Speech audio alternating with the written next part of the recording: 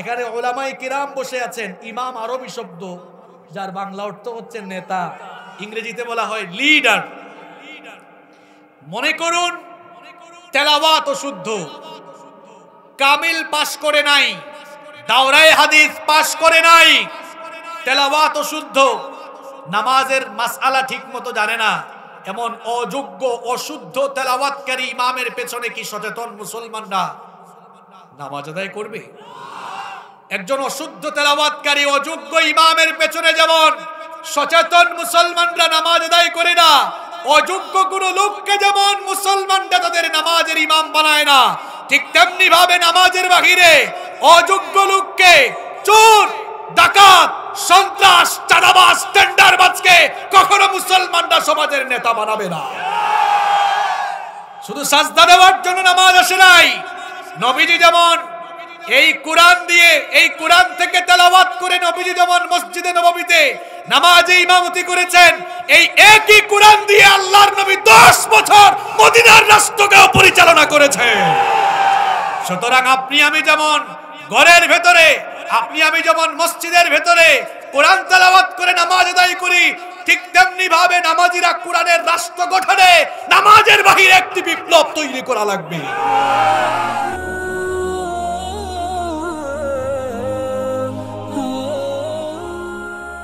বাংলাদেশের অত্যন্ত সুপরিচিত ঐতিহ্যবাহী গোপালগঞ্জ জেলার মকসুদপুর উপজেলার অন্তর্গত গোল্ডেন টাচ পাবলিকেশনসের উদ্যোগে আয়োজিত 3 দিন ব্যাপী পঞ্চম বার্ষিক ওয়াজ মাহফিলের আজকের প্রথম দিবসের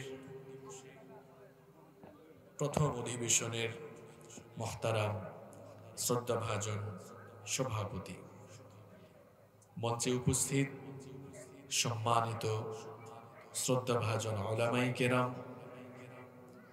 উপস্থিত বিভিন্ন রাজনৈতিক দলের সম্মানিত নেতৃবৃন্দ, সামাজিক নেতৃবৃন্দ, উপস্থিত বিভিন্ন মসজিদের সম্মানিত ইমাম এবং খতিব সাহেববৃন্দ, আমার সামনে বসা অত্র এলাকার পার্শ্ববর্তী এবং দূরদূরান্ত এলাকা থেকে আগত আল্লাহর দ্বীন প্রেমী, কোরআন প্রেমী সর্বস্তরের তাওহীদি জনতা, যুগে যুগে আল্লাহর জমিনে আল্লাহর দ্বীন প্রতিষ্ঠার জন্য যারা সবচাইতে বেশি অগ্রণী ভূমিকা পালন করেছেন, আমার কলিজার টুকরা প্রিয় যুবক এবং তরুণ ভাইয়েরা, স্কুল, কলেজ, ইউনিভার্সিটি এবং বিভিন্ন মাদ্রাসা পড়ুয়া আমার প্রাণ প্রিয় মেধাবী ছাত্র ভাইয়েরা, মহিলা প্যান্ডেল থেকে এবং ঘরে বসে যারা শুনছেন সম্মানিতা মা এবং বোনেরা, উপস্থিত মিডিয়ার প্রিয় কর্মী ভাইয়েরা, প্রাণ প্রিয় মকসুদপুর তথা গোপালগঞ্জবাসী, আপনারা সবাই কেমন আছেন? সবাই ভালো আছেন? আলহামদুলিল্লাহ, আমিও আল্লাহর রহমতে ভালো আছি। আমাদের সকলকে সুস্থতার সাথে বাঁচিয়ে রেখে কোরআনের এই বরকতময় মাহফিলে আসার সুযোগ এবং তৌফিক যিনি দিয়েছেন তিনি কে? সেই মহান রবের জন্য হৃদয়ের সবটুকু ভালোবাসা, আবেগ, অনুভূতিকে উজাড় করে দিয়ে খুশি মনে প্রাণবন্ত আওয়াজে উচ্চ কণ্ঠে কালিমাত শুকর আদায় করে আমরা সকলেই পড়ছি আলহামদুলিল্লাহ। সম্মানিত সুধী মণ্ডলী, এই মাহফিলের একটি অন্যতম দিক হচ্ছে, আমি দেখতে পাচ্ছি এখানে 3 দিনের মাহফিলের প্রত্যেক আলোচকের নামের পাশে তাদের সাবজেক্ট, টপিক, কোন টপিকে কে আলোচনা করবেন সেটা সিলেক্ট করে দেওয়া হয়েছে। এটি একটি আদর্শ মাহফিলের অন্যতম বৈশিষ্ট্য। বাংলাদেশের বিভিন্ন জায়গায় মাহফিলের আয়োজন হয়। আমরা অনেক সময় মাহফিল কেন্দ্রিক আলোচনা শুরু হলে মাহফিলে যারা এসে ওয়াজ নসিহত করেন, কথা বলেন, আলোচকদেরকে নিয়ে আমরা সবচেয়ে বেশি আলোচনা এবং সমালোচনা করে থাকি। একটি মাহফিলকে সফল এবং সার্থক করার জন্য শুধুমাত্র একজন দায়ী, একজন আলোচক বা একজন বক্তাই ভূমিকা পালন করেন না, বরং একটি সফল এবং সার্থক মাহফিলের জন্য একজন বক্তা, আলোচক বা আলেমের পাশাপাশি একটি আদর্শবান মাহফিল কমিটিও থাকা লাগে। মাহফিল কমিটি যখন আদর্শ হয়, আদর্শবান কমিটি হয়, তখন সেই আদর্শবান কমিটির কাছ থেকে আদর্শ একটি মাহফিল পাওয়া যায়। আর আদর্শবান মাহফিলে বক্তা আসলে নিজেও একটু আদর্শবান হয়ে আলোচনার তখন চেষ্টা করে, কারণ টপিক এখানে সিলেক্ট করে দেওয়া আছে, টপিকের বাহিরে যাওয়ার কোনো সুযোগ থাকে না। দুঃখজনক হলেও সত্য, আমরা এখন দিন চর্চা এবং দিন প্রচারের এই জায়গাটিকে হাসি তামাশা এবং কৌতুকের জায়গায় পরিণত করে ফেলেছি। এটার জন্য শুধুমাত্র বক্তারাই দায়ী নয়, বরং কিছু কিছু ক্ষেত্রে ওয়াজ কমিটি যারা মাহফিলের আয়োজন করে থাকেন তাদেরও কিছু দোষ ত্রুটি আছে। দেখা যাচ্ছে এখন মাহফিলগুলো কম্পিটিশনের জায়গায় পরিণত হয়েছে। অমুক এলাকায় 28 ইঞ্চি বক্তা এনেছে, আমাদের এলাকার মাহফিলকে তো আরো আকর্ষণীয় করা দরকার। ওই এলাকায় যেহেতু 28 ইঞ্চি নিয়ে এসেছে, চল আমরা 2 ইঞ্চি কমায়া 26 ইঞ্চি নিয়ে আসি। 26 ইঞ্চি 28 ইঞ্চি বক্তারা কিন্তু নিজেরা এসে জোর করে দাওয়াত চায় না, ওয়াজ কমিটিরাই তাদেরকে দাওয়াত করে নিয়ে আসে। ফেসবুকটা হয়ে গেছে এখন গিবত বোক। এখন সবচেয়ে বেশি গিবতের চর্চা হয় ফেসবুকে। আর সবচেয়ে দুঃখজনক কি জানেন, আমরা অনেক সময় কোনো ঘটনার আগাগোড়া না জেনে যা শুনি তাই আমরা ফেসবুকে লেখালেখি শুরু করি। এমন মানুষের সংখ্যা বাংলাদেশে খুবই কম, তাই না? একজন একটা বলেছে, সাথে সাথে প্রচার করে দিলাম। এই যে মিডিয়ার ভাইরা এখানে এসেছেন, ওনারা প্রত্যেকেই কিন্তু দায়ী ইলাল্লাহর ভূমিকা পালন করছেন। আমরা মাঠে ময়দানে কোরআন হাদিস পড়াশোনা করে গবেষণা করে কথা বলছি, আর আমাদের বলা কথাগুলোকে তারা রেকর্ড করে শুধু বাংলাদেশ নয় গোটা বিশ্বব্যাপী তারা ছড়িয়ে দিচ্ছেন। আমাদের পাশাপাশি তারাও কিন্তু দাওয়াতি ময়দানে একটি বিশাল ভূমিকা পালন করছেন, তারাও দায়ী ইলাল্লাহর ভূমিকা পালন করছেন। কিন্তু দুঃখজনক হলেও সত্য, কিছু কিছু মিডিয়ার ভাইয়েরা আছেন, তাদের চ্যানেলের ভিউ বাড়ানোর জন্য, তাদের সাবস্ক্রাইবার বৃদ্ধি করার জন্য, তাদের চ্যানেলটাকে কাঙ্ক্ষিত একটি মানে নিয়ে যাওয়ার জন্য এই রকম অপপ্রচারে তারাও কিন্তু পিছিয়ে নেই। কোনো একটা জিনিস তারা শুনেছেন কিংবা দেখেছেন, কোনো জায়গায় একটা ঘটনা ঘটেছে, ভিডিও ধারণ করতে পারলেই এটা এডিট ছাড়া অনেক সময় মাস্টার আপলোড দিয়ে দেয়। যে আগে আপলোড করবে তার ভিউ বেশি বাড়বে। আমার কোনো ভাই যদি কষ্ট পেয়ে থাকেন, আমি দুঃখ প্রকাশ করছি। এটা আপনাদেরকে কষ্ট দেওয়ার উদ্দেশ্যে বলা নয়, এটা ভালোবাসার জায়গা থেকে, আন্তরিকতার জায়গা থেকে আপনাদেরকে পরামর্শ স্বরূপ কিছু কথা বলা। আপনারা এই ময়দানে আমাদের সহযোগী। আমাদের যদি কোথাও স্লিপ অফ টাং হয়ে যায়, আপনি যদি দেখেন যে এটা হুজুর মনে হয় বেখেয়ালে বলে ফেলেছেন, আপনি সহযোগী ভাই হিসাবে আপনার উচিত হচ্ছে এডিটিং এর সময় সেটাকে কাট করে দেওয়া।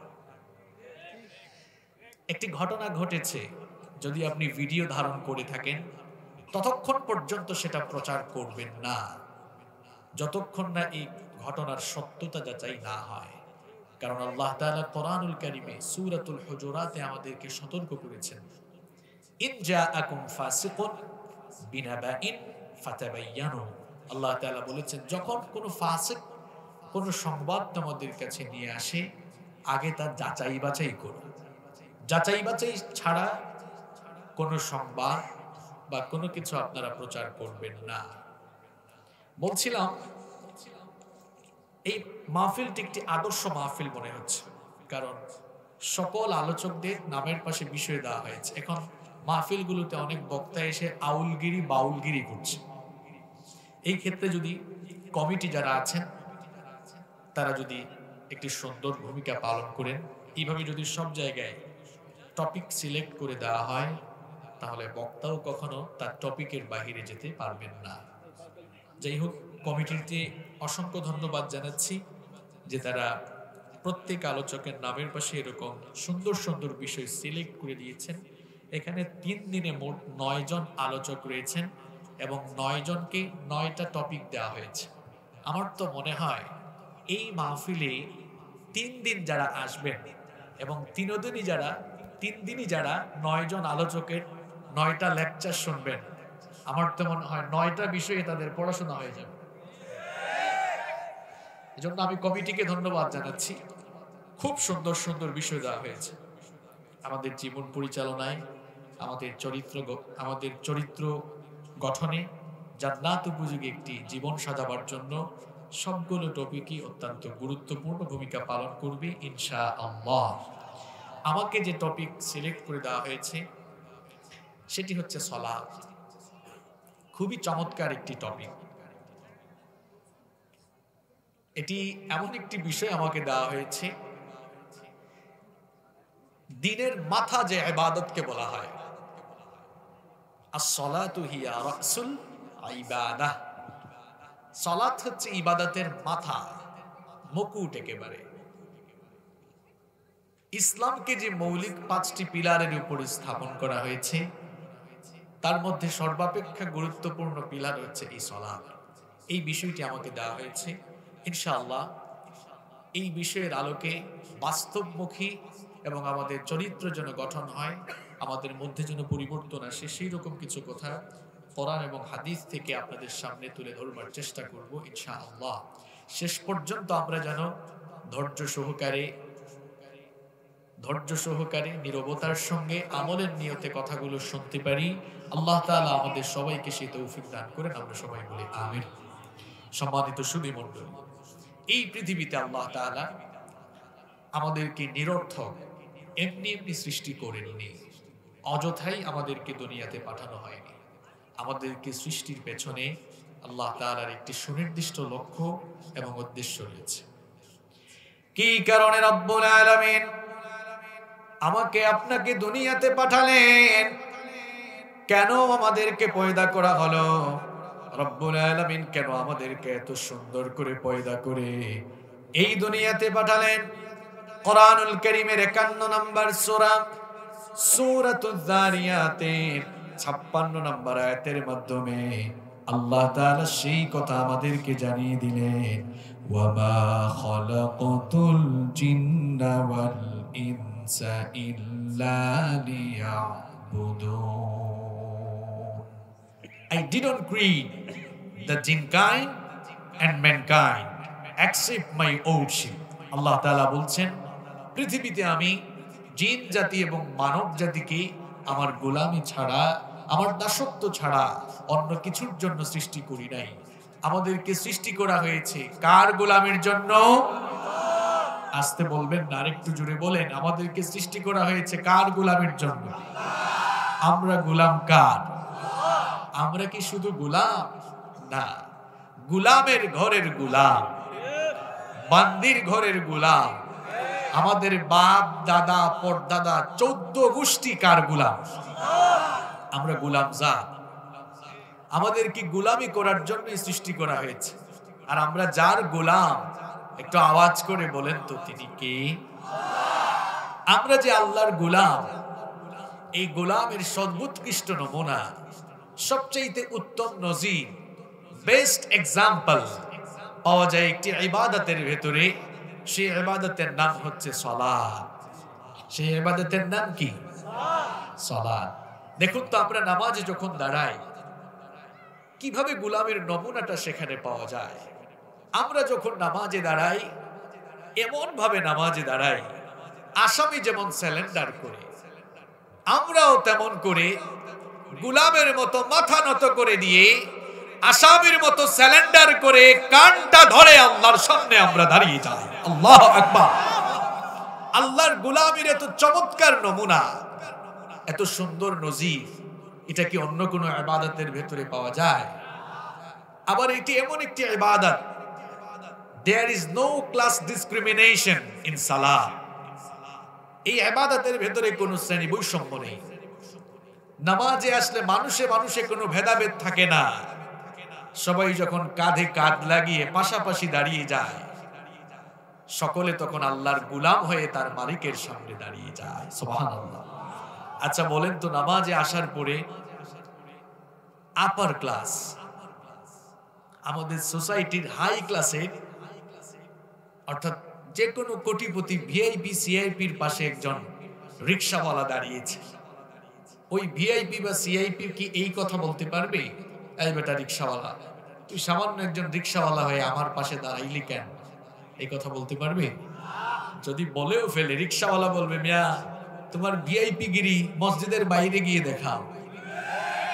এখানে এসেছো, এটা মসজিদ, এটা আল্লাহর ঘর, এখানে তুমিও আল্লাহর গোলাম, আমিও আল্লাহর গোলাম। এই জন্য মহাকবি, কবি সম্রাট আল্লামা ইকবাল, তিনি তার কবিতায় বড় চমৎকার করে বলেছেন, এক হি সাফ মে খড়ে হোগে মাহমুদ ও আয়াজ, এক হি সাফ মে খড়ে হোগে মাহমুদ ও আয়াজ, না কোই বান্দা রহা না কোই বান্দা নওয়াজ। নামাজে আসার পর সম্রাট মাহমুদ এবং তার চাকর আয়াজ যখন একই কাতারে পাশাপাশি কাছাকাছি দাঁড়িয়ে যায়, তখন সম্রাট মাহমুদ তিনি আর সম্রাটের ভূমিকায় থাকেন না, তার চাকর আয়াজ তখন আর চাকরের ভূমিকায় থাকে না, সম্রাট আর চাকর দুজনেই তখন আল্লাহর গোলামে পরিণত হয়ে যায়। কোনো ভেদাভেদ থাকে বলেন? কোনো ভেদাভেদ থাকে না। আমরা ঈমান আনার পরে আমাদের উপরে প্রথম করণীয় দায়িত্ব হলো সালাত আদায় করতে হবে। আমরা ঈমানদার না বেঈমান? আরো হাসতে বলেন, সবাই ঈমানদার না বেঈমান? এইদিকে কথা কয় না। আমরা ঈমানদার না বেঈমান? আমরা যারা ঈমানদার, আমরা যারা ঈমানের ঘোষণা দিয়েছি, আমরা সত্যিকারের ঈমানদার কিনা সেটা প্রমাণ হয়ে যাবে আযান হয়ে গেলে। কারণ নবীজি বলেছেন, বাইনাল আবদি ওয়াল কুফরি তারকুস সালাহ, আল্লাহর বান্দা আর কাফেরের মধ্যে পার্থক্যই হলো নামাজ ছেড়ে দেওয়া। আযান হয়ে গেলে আল্লাহর বান্দা কখনো নামাজ ছেড়ে নামাজ থেকে দূরে থাকতে পারে না। আর ঈমানের ঘোষণা দিয়ে অন্তরে মুনাফিকি লালন করছে যারা, আযান হওয়ার পরে মসজিদ থেকে দূরে থাকে তারা, ঈমানদার যারা ঈমানের ঘোষণা দেওয়ার পরে আযান হলে তারা নামাজের বাহিরে থাকতে পারে না। আমার বাবারা, আমার ভাইয়েরা, সবাই একটু জবাব দেন, বলেন তো, প্রত্যেক দিন মুয়াজ্জিন নামাজে আসার জন্য আযান দেয় মোট কয়বার? আর একটু জোরে বলেন, কয়বার? আমরা সবাই জানি আযানের প্রথম সেন্টেন্স হলো আল্লাহু আকবার, আল্লাহু আকবার। গোপালগঞ্জের মানুষ আপনারা, আমি জানি খুব শিক্ষিত, ভদ্র এবং বিচক্ষণ মানুষ আপনারা। সবাই একটু বলেন তো দেখি, আল্লাহ যদি চাইতেন আযানের প্রথম সেন্টেন্স, আযানের প্রথম বাক্যটা লা ইলাহা ইল্লাল্লাহ দিতে পারতেন কিনা? আল্লাহ যদি চাইতেন আযানের প্রথম বাক্য লা ইলাহা ইল্লাল্লাহ দিতে পারতেন, কিন্তু আল্লাহ তাআলা আযানের প্রথম সেন্টেন্স, প্রথম বাক্যটা দিয়েছেন আল্লাহু আকবার, আল্লাহু আকবার। প্রশ্ন হলো, কি কারণে আযানের প্রথম সেন্টেন্স আল্লাহু আকবার, আল্লাহু আকবার? এই কেন যদি আপনি বুঝতে পারেন, এর সিগনিফিকেন্স যদি আপনি বের করতে পারেন, তাহলে জীবনেও আপনি কখনো নামাজ ছাড়বেন না। এটা বুঝার জন্য, এর সিগনিফিকেন্স জানার জন্য, এর অর্থের দিকে আপনাকে খেয়াল করতে হবে।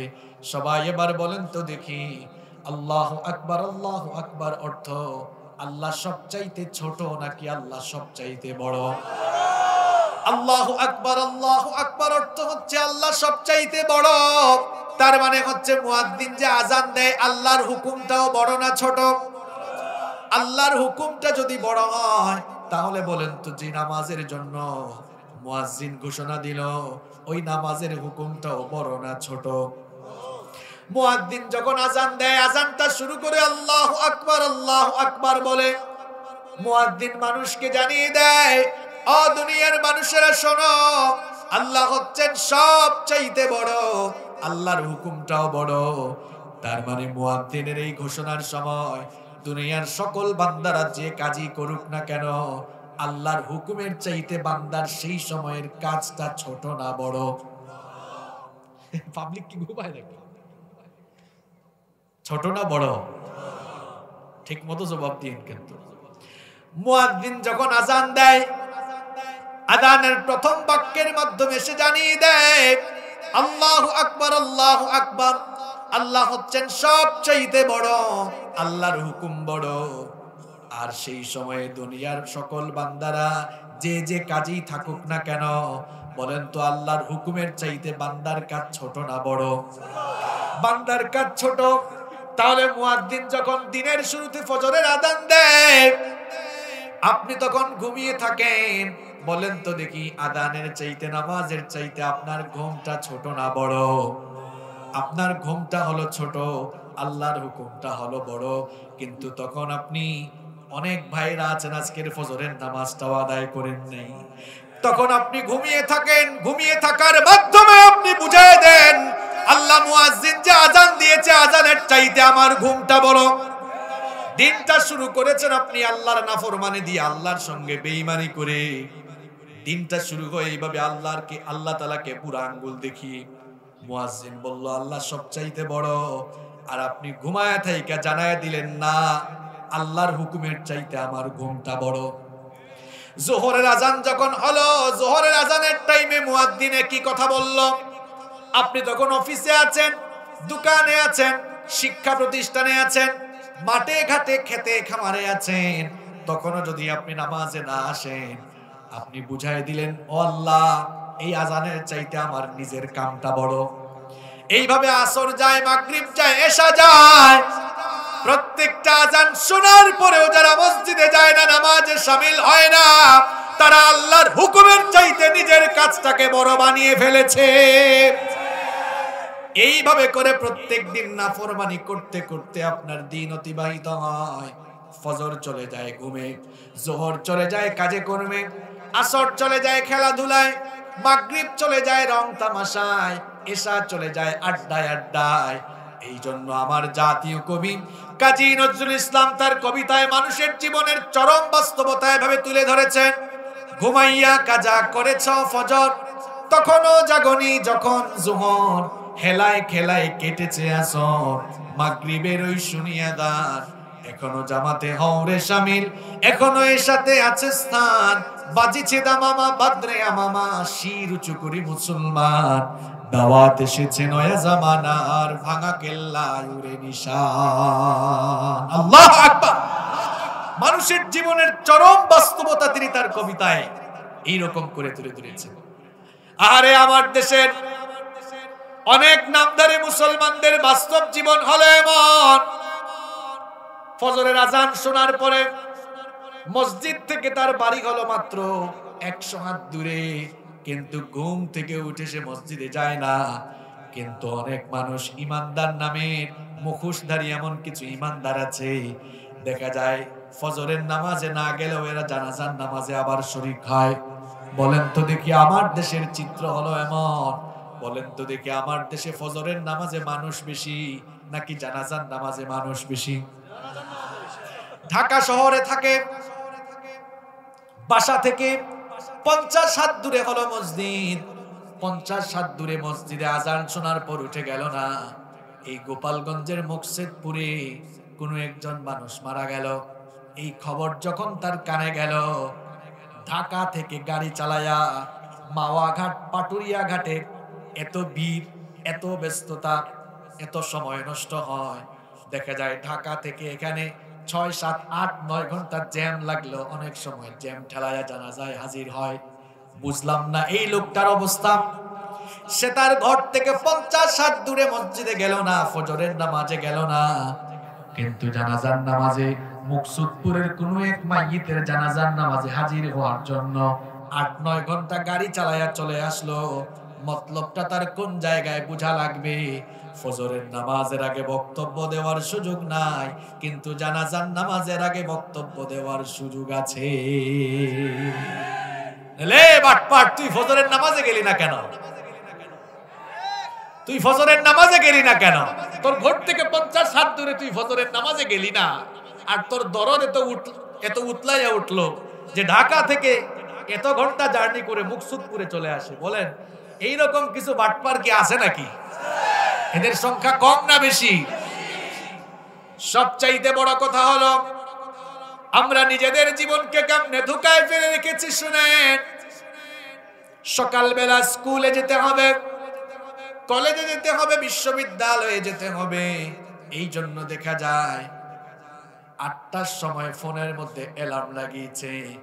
এখন যারা স্মার্টফোন ব্যবহার করেন প্রত্যেকের স্মার্টফোনের মধ্যে অ্যালার্ম আছে না নাই? দোকান খুলতে হবে গিয়ে বাজারে ঠিক 9টায়, 8টার সময় ফোনে অ্যালার্ম দিয়েছে। আবার যারা চাকরি করে গার্মেন্টসে যাবে দেখা যায় 7টা-8টার আগে অফিসে ঢুকতে হবে, এই জন্য ভোর 6:30-7টার সময় অ্যালার্ম লাগিয়েছে। যারা বিবাহিত রাতের বেলা ঘুমানোর সময় বিবিকে বলে, বিবি সকাল 8টায় অ্যালার্ম লাগিয়েছে, যদি অ্যালার্মটা না শুনি তুমি আমাকে ডেকে দিও, কারণ ঠিক সময়ে অফিসে না ঢুকতে পারলে বসের কাছে জবাবদিহি করতে হবে, চাকরিও চলে যেতে পারে। বুঝলাম না ব্যাপারটা। অফিসের বসের কাছে জবাবদিহি করা লাগবে, চাকরি চলে যেতে পারে, অথবা সময় মতো দোকান খুলতে না পারলে ব্যবসায় লস হয়ে যাবে। এই কারণে যদি আপনি সকাল 8টায় সকাল 9টায় অ্যালার্ম লাগাইয়া ঘুম থেকে উঠতে পারেন, আপনার বিবেককে প্রশ্ন করুন, কোন শয়তান আপনাকে ধোঁকায় ফেলে রাখলো? যদি আপনি 8টায় 9টায় অ্যালার্ম দিয়ে ঘুম থেকে উঠতে পারেন, কেন আপনি ভোর 5:30টায় অ্যালার্ম দিয়ে ঘুম থেকে উঠে ফজরের নামাজে যেতে পারেন না? কোন শয়তানের সঙ্গে আপনার বসবাস? নিজের বিবেককে আপনি প্রশ্ন করুন। ফজরের নামাজটা শুরু হয়, আপনি নামাজে যান না। দিনের শুরুতে আল্লাহ একটা নামাজ দিয়েছেন, আর আল্লাহ তাআলা নামাজের শিডিউল গুলো এমন ভাবে তৈরি করলেন, দিনের শুরুতেও নামাজ আছে, আবার যখন আমরা রাতের বেলা ঘুমাতে যাই, রাতে ঘুমানোর আগেও একটা নামাজ আছে না নাই? তার মানে আল্লাহ নামাজের শিডিউলটা তো চমৎকার করে দিলেন, বান্দা যেন ঘুম থেকে উঠেই আল্লাহর দরবারে সাজদা দেয়, বান্দা যেন ঘুম থেকে উঠে আল্লাহর গোলামি করে যেন বান্দা তার দিন শুরু করে, আবার আল্লাহর গোলামি করেই যেন বান্দা ঘুমোতে যায়। এই জন্য নামাজের এই চমৎকার 5 ওয়াক্তের শিডিউলটা সুন্দর করে দিলেন কি? কিন্তু দিনের শুরুতে আমাদের অনেক ভাই বোনেরা আছেন ফজরের নামাজটা আদায় করতে পারেন না, ফজরের নামাজটা ছেড়ে দিয়ে তারা দিন শুরু করেন। আমার বাবারা, আমার ভাইয়েরা, সবাই একটু কনসেন্ট্রেট হয়ে যান, আমার দিকে তাকান, দেখেন তো এই দিকে ওই দিকে অনেক কিছু হয়েছে। আমি কথা বলা শুরু করার পর একবারও কি ডান দিক বাম দিকে তাকিয়েছি নাকি? তা আপনারাও তাকায়েন না, আমি কিন্তু আপনাদের দিকে তাকাচ্ছি। সবাই এবার বলেন তো দেখি, নামাজে গেলে, নামাজ আদায় করলে সবচাইতে খুশি হন কে? আর নামাজ ছেড়ে দিলে সবচাইতে খুশি হয় যে, তার নামটা কি? আর একটু জোরে বলেন, তার নামটা কি? নামাজ আদায় করলে গোলামি হয় কার? আর নামাজ ছেড়ে দিলে গোলামি হয় কার? তাহলে ফজরের নামাজ বাদ দিয়ে যারা দিন শুরু করে, আপনারাই জবাব দেন, সে কি আল্লাহর গোলামি করে নাকি শয়তানের গোলামি করে দিনটা শুরু করে? আরেকটু জোরে বলেন, ফজরের নামাজ বাদ দিয়ে যারা দিন শুরু করে, এরা কি আল্লাহর গোলামি করে দিন শুরু করেছে নাকি শয়তানের গোলামি করে দিন শুরু করেছে? এই লোকটা মুখে মুখে নিজেকে আল্লাহর গোলাম বলল, আসলে সে হচ্ছে একজন মানুষরূপী শয়তানের খাস গোলাম। আমার বুঝে আসে না কি করে একজন মুসলমান নামাজ ছেড়ে দেয়, একজন খাঁটি মুসলমান কখনো নামাজ ছাড়তে পারে না, কারণ নামাজ হচ্ছে এমন একটি ইবাদত। আমরা সবাই তো দুনিয়া থেকে চলে যাব, কেউ আমরা দুনিয়ায় থাকবো না। দুনিয়া থেকে চলে যাওয়ার পর হাসরের মাঠে যখন আমরা সবাই সমবেত হব, সবাই বলেন তো দেখি, হাসরের মাঠে আল্লাহর সামনে যখন আমরা দাঁড়াবো, সকলের আল্লাহর সামনে যখন সবাই দাঁড়াবো, তখন সকলের বিচার করবেন সেদিন কি? আমি বলছিলাম, একজন মুসলমান কখনো সত্যিকারের মুসলমান হলে নামাজ ছাড়তে পারে? একজন মুসলমান কখনোই নামাজ ছাড়তে পারে না, কারণ নামাজ হচ্ছে এমন একটি ইবাদত। কিয়ামতের দিন রব্বুল আলামিন সর্বপ্রথম বান্দাদের কাছ থেকে এই নামাজের ব্যাপারে হিসেব চাইবেন। আমার বাবারা, আমার ভাইয়েরা, এখন যে দুনিয়াতে আমরা বসবাস করছি, এই দুনিয়ায় কি আমরা চিরকাল থাকবো নাকি? কেউ আমরা দুনিয়ায় চিরকাল থাকবো না। আমাদের পূর্বপুরুষ যারা ছিলেন, কেউ দুনিয়ায় থাকতে পারেন নাই, আমরাও কিন্তু দুনিয়ায় কেউ থাকবো না। এখন 2022 সাল, দুনিয়াতে 1922 সাল কিন্তু চলে গিয়েছে। 1922 সালে যারা দুনিয়াতে ছিল, 100 বছরের ব্যবধানে আজ 2022 সাল, কেউ কি দুনিয়ায় আছে নাকি? কিয়ামত যদি না হয়, কিয়ামত যদি না হয়, তাহলে দুনিয়ায় হয়তো 2122 সাল, 2122 সালও আসবে। এই প্যান্ডেলের নিচে বসে 2022 সালে আমরা যারা আলোচনা শুনতেছি, চক্ষু বন্ধ করে চিন্তা করে দেখুন, 2122 সালে আমরা কেউ কিন্তু দুনিয়ায় নাই, থাকবো নাকি? কেউ আমরা দুনিয়াতে থাকবো না। সবাই আমরা এই দুনিয়া ছেড়ে চলে যাব। মৃত্যুর সঙ্গে আমাদের সকলকেই মুলাকাত করা লাগবে, মৃত্যুর সাথে আমাদের সকলকেই সাক্ষাৎ করা লাগবে। এই মৌতের স্বাদ আমাদের সকলকে আস্বাদন করা লাগবে। মৌতের মাধ্যমে আমরা দুনিয়া থেকে চলে যাব, বারজাখী জীবনে আমরা প্রবেশ করব। এরপরে যখন আল্লাহ তাআলার আদেশে যখন সাইয়েদনা ইসরাফিল আলাইহিস সালাম সিংহায় ফুৎকার দিবে, তার সিংহার ফুৎকারে এই মহাবিশ্বের সবকিছু লন্ডভন্ড, চূর্ণ বিচূর্ণ মেসাকার হয়ে গিয়ে কিয়ামতের ঘটনা ঘটবে। কিয়ামতের ঘটনা যখন ঘটে যাবে, তখন আল্লাহর হুকুমে কবর থেকে মানুষগুলো উঠে উঠে হাসরের মাঠে গিয়ে জড়ো হবে। হাসরের মাঠে আমরা কিয়ামতের দিন সবাই দাঁড়াবো, সবাই আমরা জড়ো হবে। এ ব্যাপারে কি কোনো সন্দেহ আছে নাকি বলেন? কোনো সন্দেহ নাই। সবাই আমরা সেদিন আল্লাহর সামনে দাঁড়াবো, আল্লাহ তাআলা বিচার শুরু করবে। আমার বাবারা, আমার কলিজার টুকরা যুবক ভাইরা, কি করে আপনারা নামাজ ছেড়ে দেন? হাসরের মাঠে যখন আমরা সবাই দাঁড়াবো, আল্লাহ তাআলা যখন আমাদের কাছ থেকে বিচার শুরু করবেন, আল্লাহ তাআলা বিচারটা শুরু করবেন যে ইবাদতের ব্যাপারে প্রশ্ন করে।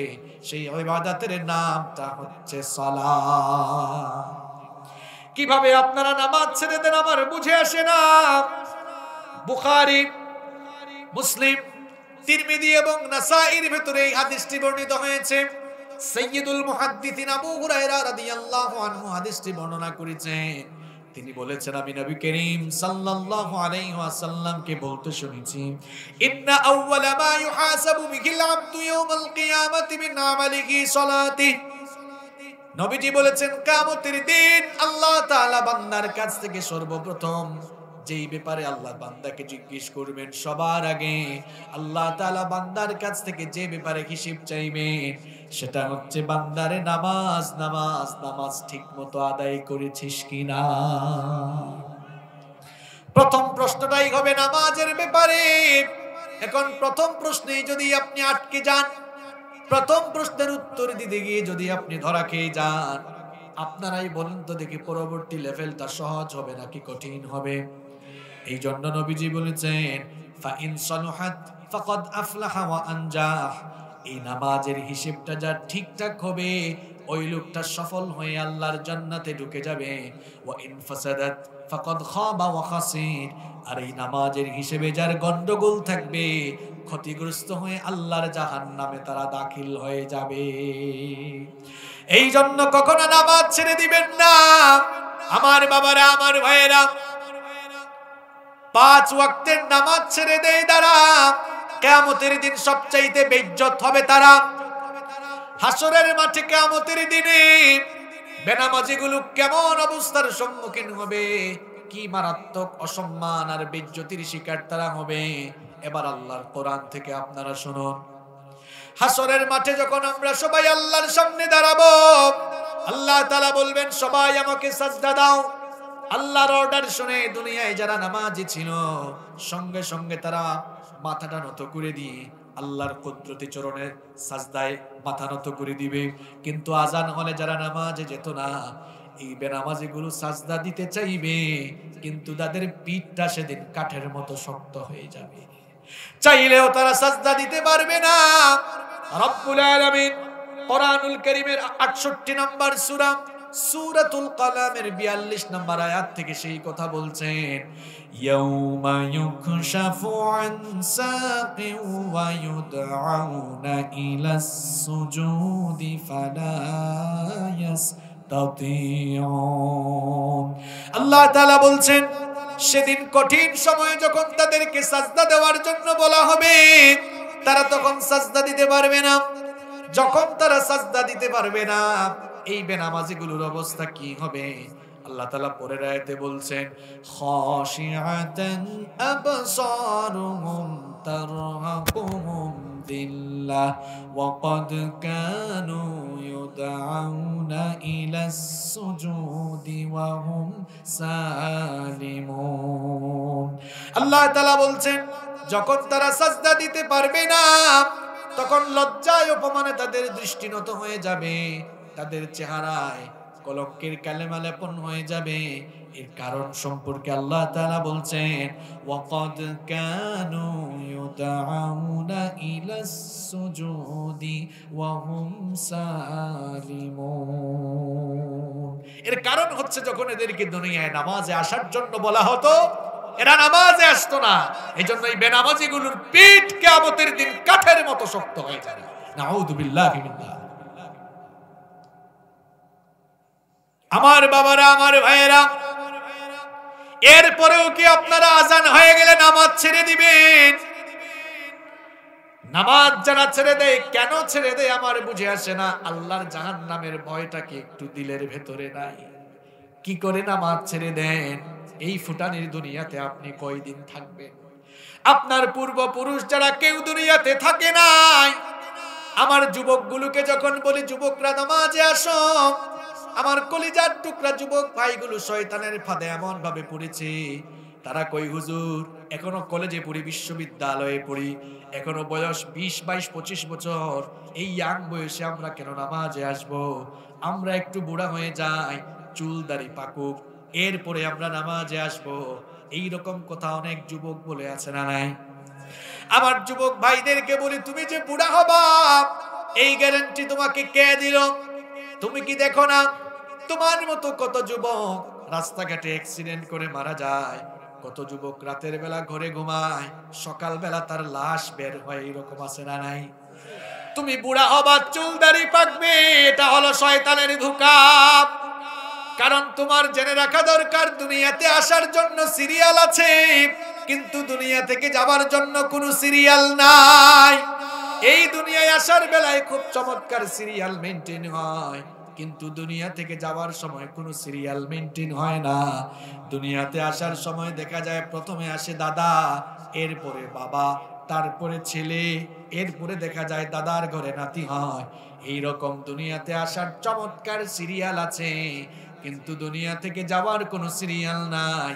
মাঝে মাঝে এমন কোন দৃশ্য সমাজে দেখা যায়, ছেলের লাশ বাবা কবরে নামায়, অথবা নাতির লাশ দাদা কবরে নামায়। আছে না নাই? এই যে আজ মাগরিবের নামাজ শেষ করে আমরা এখানে ওয়াজ শুনতেছি, আমার বাবারা, আমার ভাইয়েরা, এমনও হয়ে যেতে পারে আগামীকাল বাদ মাগরিব আমার জানাজার নামাজ হয়ে যেতে পারে। আগামীকাল হয়তো বাদ মাগরিব জানাজা হওয়া দূরের কথা, আগামীকাল সকালে আপনার জানাজার নামাজ হতে পারে। আগামীকাল রাত আপনার কবরে প্রথম রাত হয়ে যেতে পারে কিনা বলেন? কত মানুষের জানাজায় আপনি গিয়েছেন, হয়তোবা আগামীকাল মানুষ আপনার জানাজায় এসে শামিল হতে পারে। কত জানাজার পড়েছি নামাজ, দিয়েছি কত দাফন। কালকে আপনার জানাজা হইতে পারে না? পারে কিনা বলেন? কত জানাজার পড়েছি নামাজ, দিয়েছি কত দাফন। কোথায় যেন আছে আমারও তৈরি সাদা কাফন, জানাজার পড়েছি নামাজ, দিয়েছি কত দাফন। কত জানাজার পড়েছি নামাজ, দিয়েছি কত দাফন। আমার তরি বাধায় আছে কোন শেখিয়া ঘাটে, কোন মসজিদে এলান হবে সোয়াবে শেষ খাটে। আমার তরি বাধায় আছে কোন শেখিয়া ঘাটে, কোন মসজিদে এলান হবে সোয়াবে শেষ খাটে। কখন কোথায় করবে দাফন আমাকে সজন, জানাজার পড়েছি নামাজ,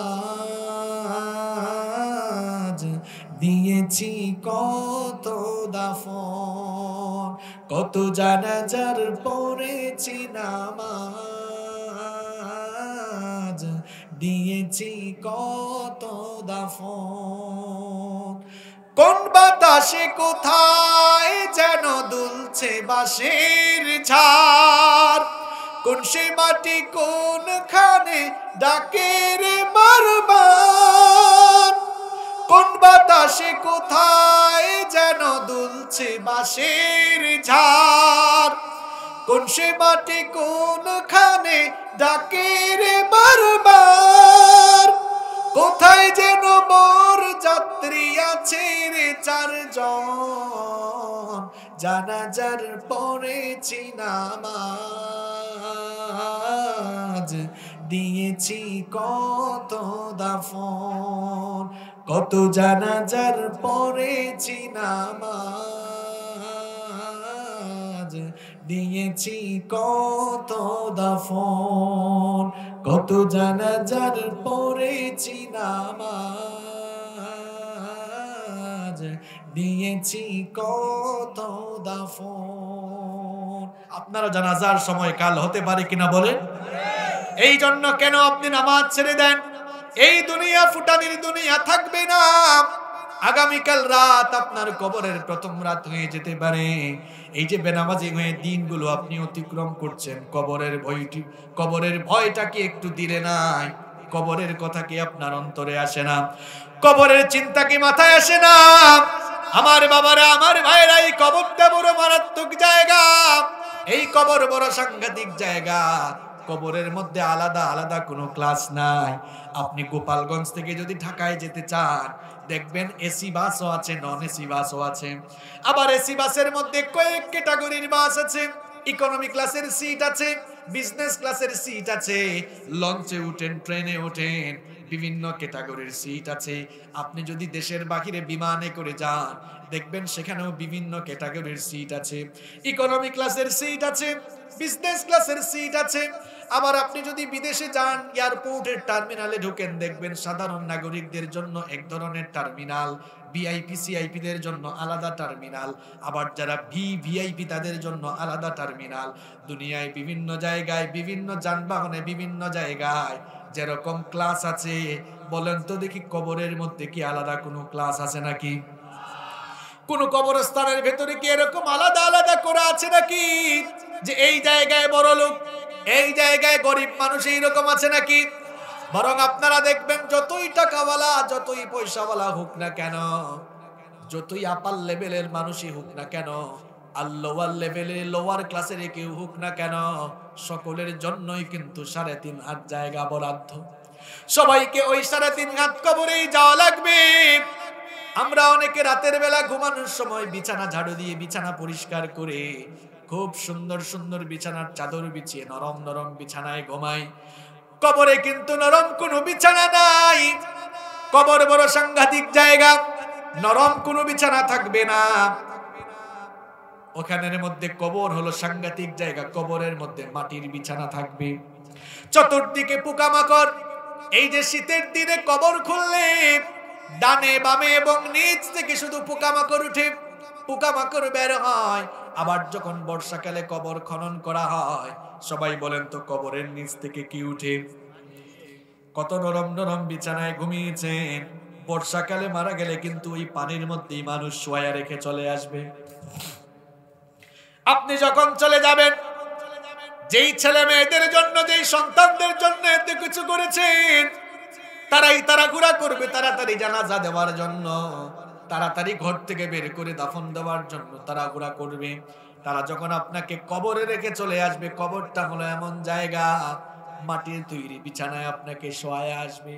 কবরে রাখার পর 24 ঘন্টা যেতে না যেতেই এই পোকামাকড় গুলো আপনার নাকের ভিতর দিয়ে ঢুকে মলদার পায়খানার রাস্তা দিয়ে বের হয়ে যাবে।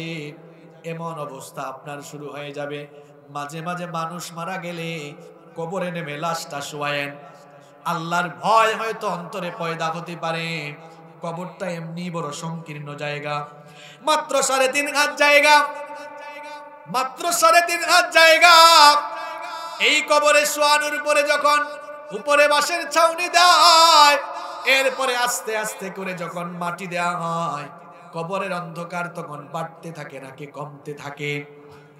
এত মারাত্মক জায়গায় যুবক ভাইরা ভালো করে শোনো, এই কবর হলো এমন জায়গা, কোনো বাতি নাই, সাথী নাই, কোনো আলো নাই। এই যে নামাজটা আমরা ছেড়ে দিচ্ছি কবরে যাওয়ার পরে, কবরে কিন্তু ভালো আচরণ করবে না।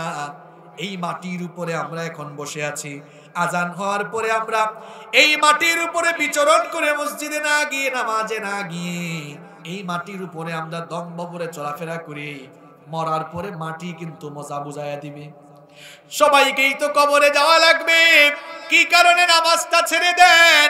এই রকম করে যদি নামাজ ছাড়তে ছাড়তে বেনামাজি হয়ে কবরে চলে যান, কবর কিন্তু ভালো আচরণ করবে না। এই কবরে যখন মানুষ আপনাকে রেখে চলে আসবে, 40 কদম যেতে না যেতে ফেরেশতা এসে প্রশ্ন শুরু করবে। বেনামাজি হলে তো একটা প্রশ্নের উত্তরই দিতে পারবেন না। আল্লাহ তাআলা জাহান্নামের ফেরেশতাদেরকে বলবেন, এই জাহান্নামী কি কাফন, এই জাহান্নামী পাপীটাকে, এই বেনামাজিটাকে জাহান্নামের কাপড় পরায়া দাও, আর কবরের মধ্যে তাকে এমন ভাবে শাস্তি শুরু করে দাও।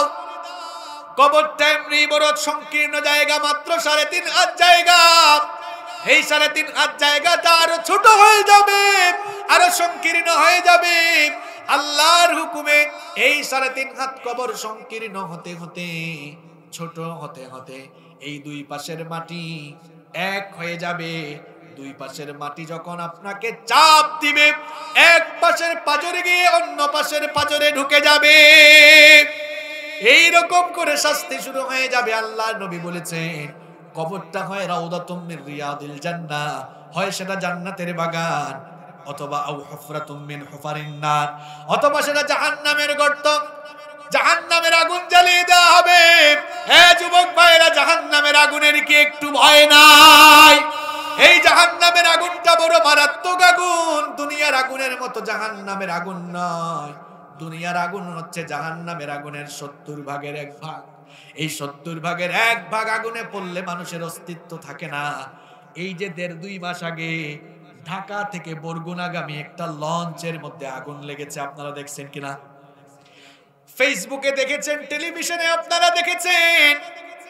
ঢাকা থেকে বরগুনায় লঞ্চ যাচ্ছে, লঞ্চের মধ্যে যখন আগুন ধরে গেল, আগুন যখন লেগে গেল, 30 সেকেন্ড 1 মিনিটের মধ্যে কিছু মানুষ এমন ভাবে জ্বলে গেল, পুড়ে গেল। উদ্ধারকারী যখন আসলো, কারো লাশ কিন্তু অক্ষত পেল না, দেখা গেল পুড়ে ছাই হয়ে গেছে। 30 সেকেন্ডে আর 1 মিনিটে যদি দুনিয়ার এই সাধারণ আগুন, যে আগুন জাহান্নামের আগুনের 70 ভাগের 1 ভাগ, এই আগুন যদি 30 সেকেন্ড 1 মিনিটে মানুষকে পুরাইয়া এমন ছাই করে দিতে পারে, তাহলে জাহান্নামের আগুনে আমাকে আপনাকে ফেললে কি অবস্থা হবে একটু চিন্তা করে দেখেন। ওই জাহান্নামের আগুনের ভয় কি আমাদের দিলে নাই? কেন আপনি নামাজ ছেড়ে দেন? আমার বাবারা, আমার ভাইয়েরা, আল্লাহ তাআলা জাহান্নামীদেরকে আযাবের মজা বুঝাবার জন্য জাহান্নামকে 7টি ভাগে বিভক্ত করেছেন। শুধুমাত্র বেনামাজিদের জন্য আল্লাহ তাআলা আলাদা ক্লাসের জাহান্নাম বানিয়েছেন। সেই জাহান্নামের নাম হচ্ছে সাকার।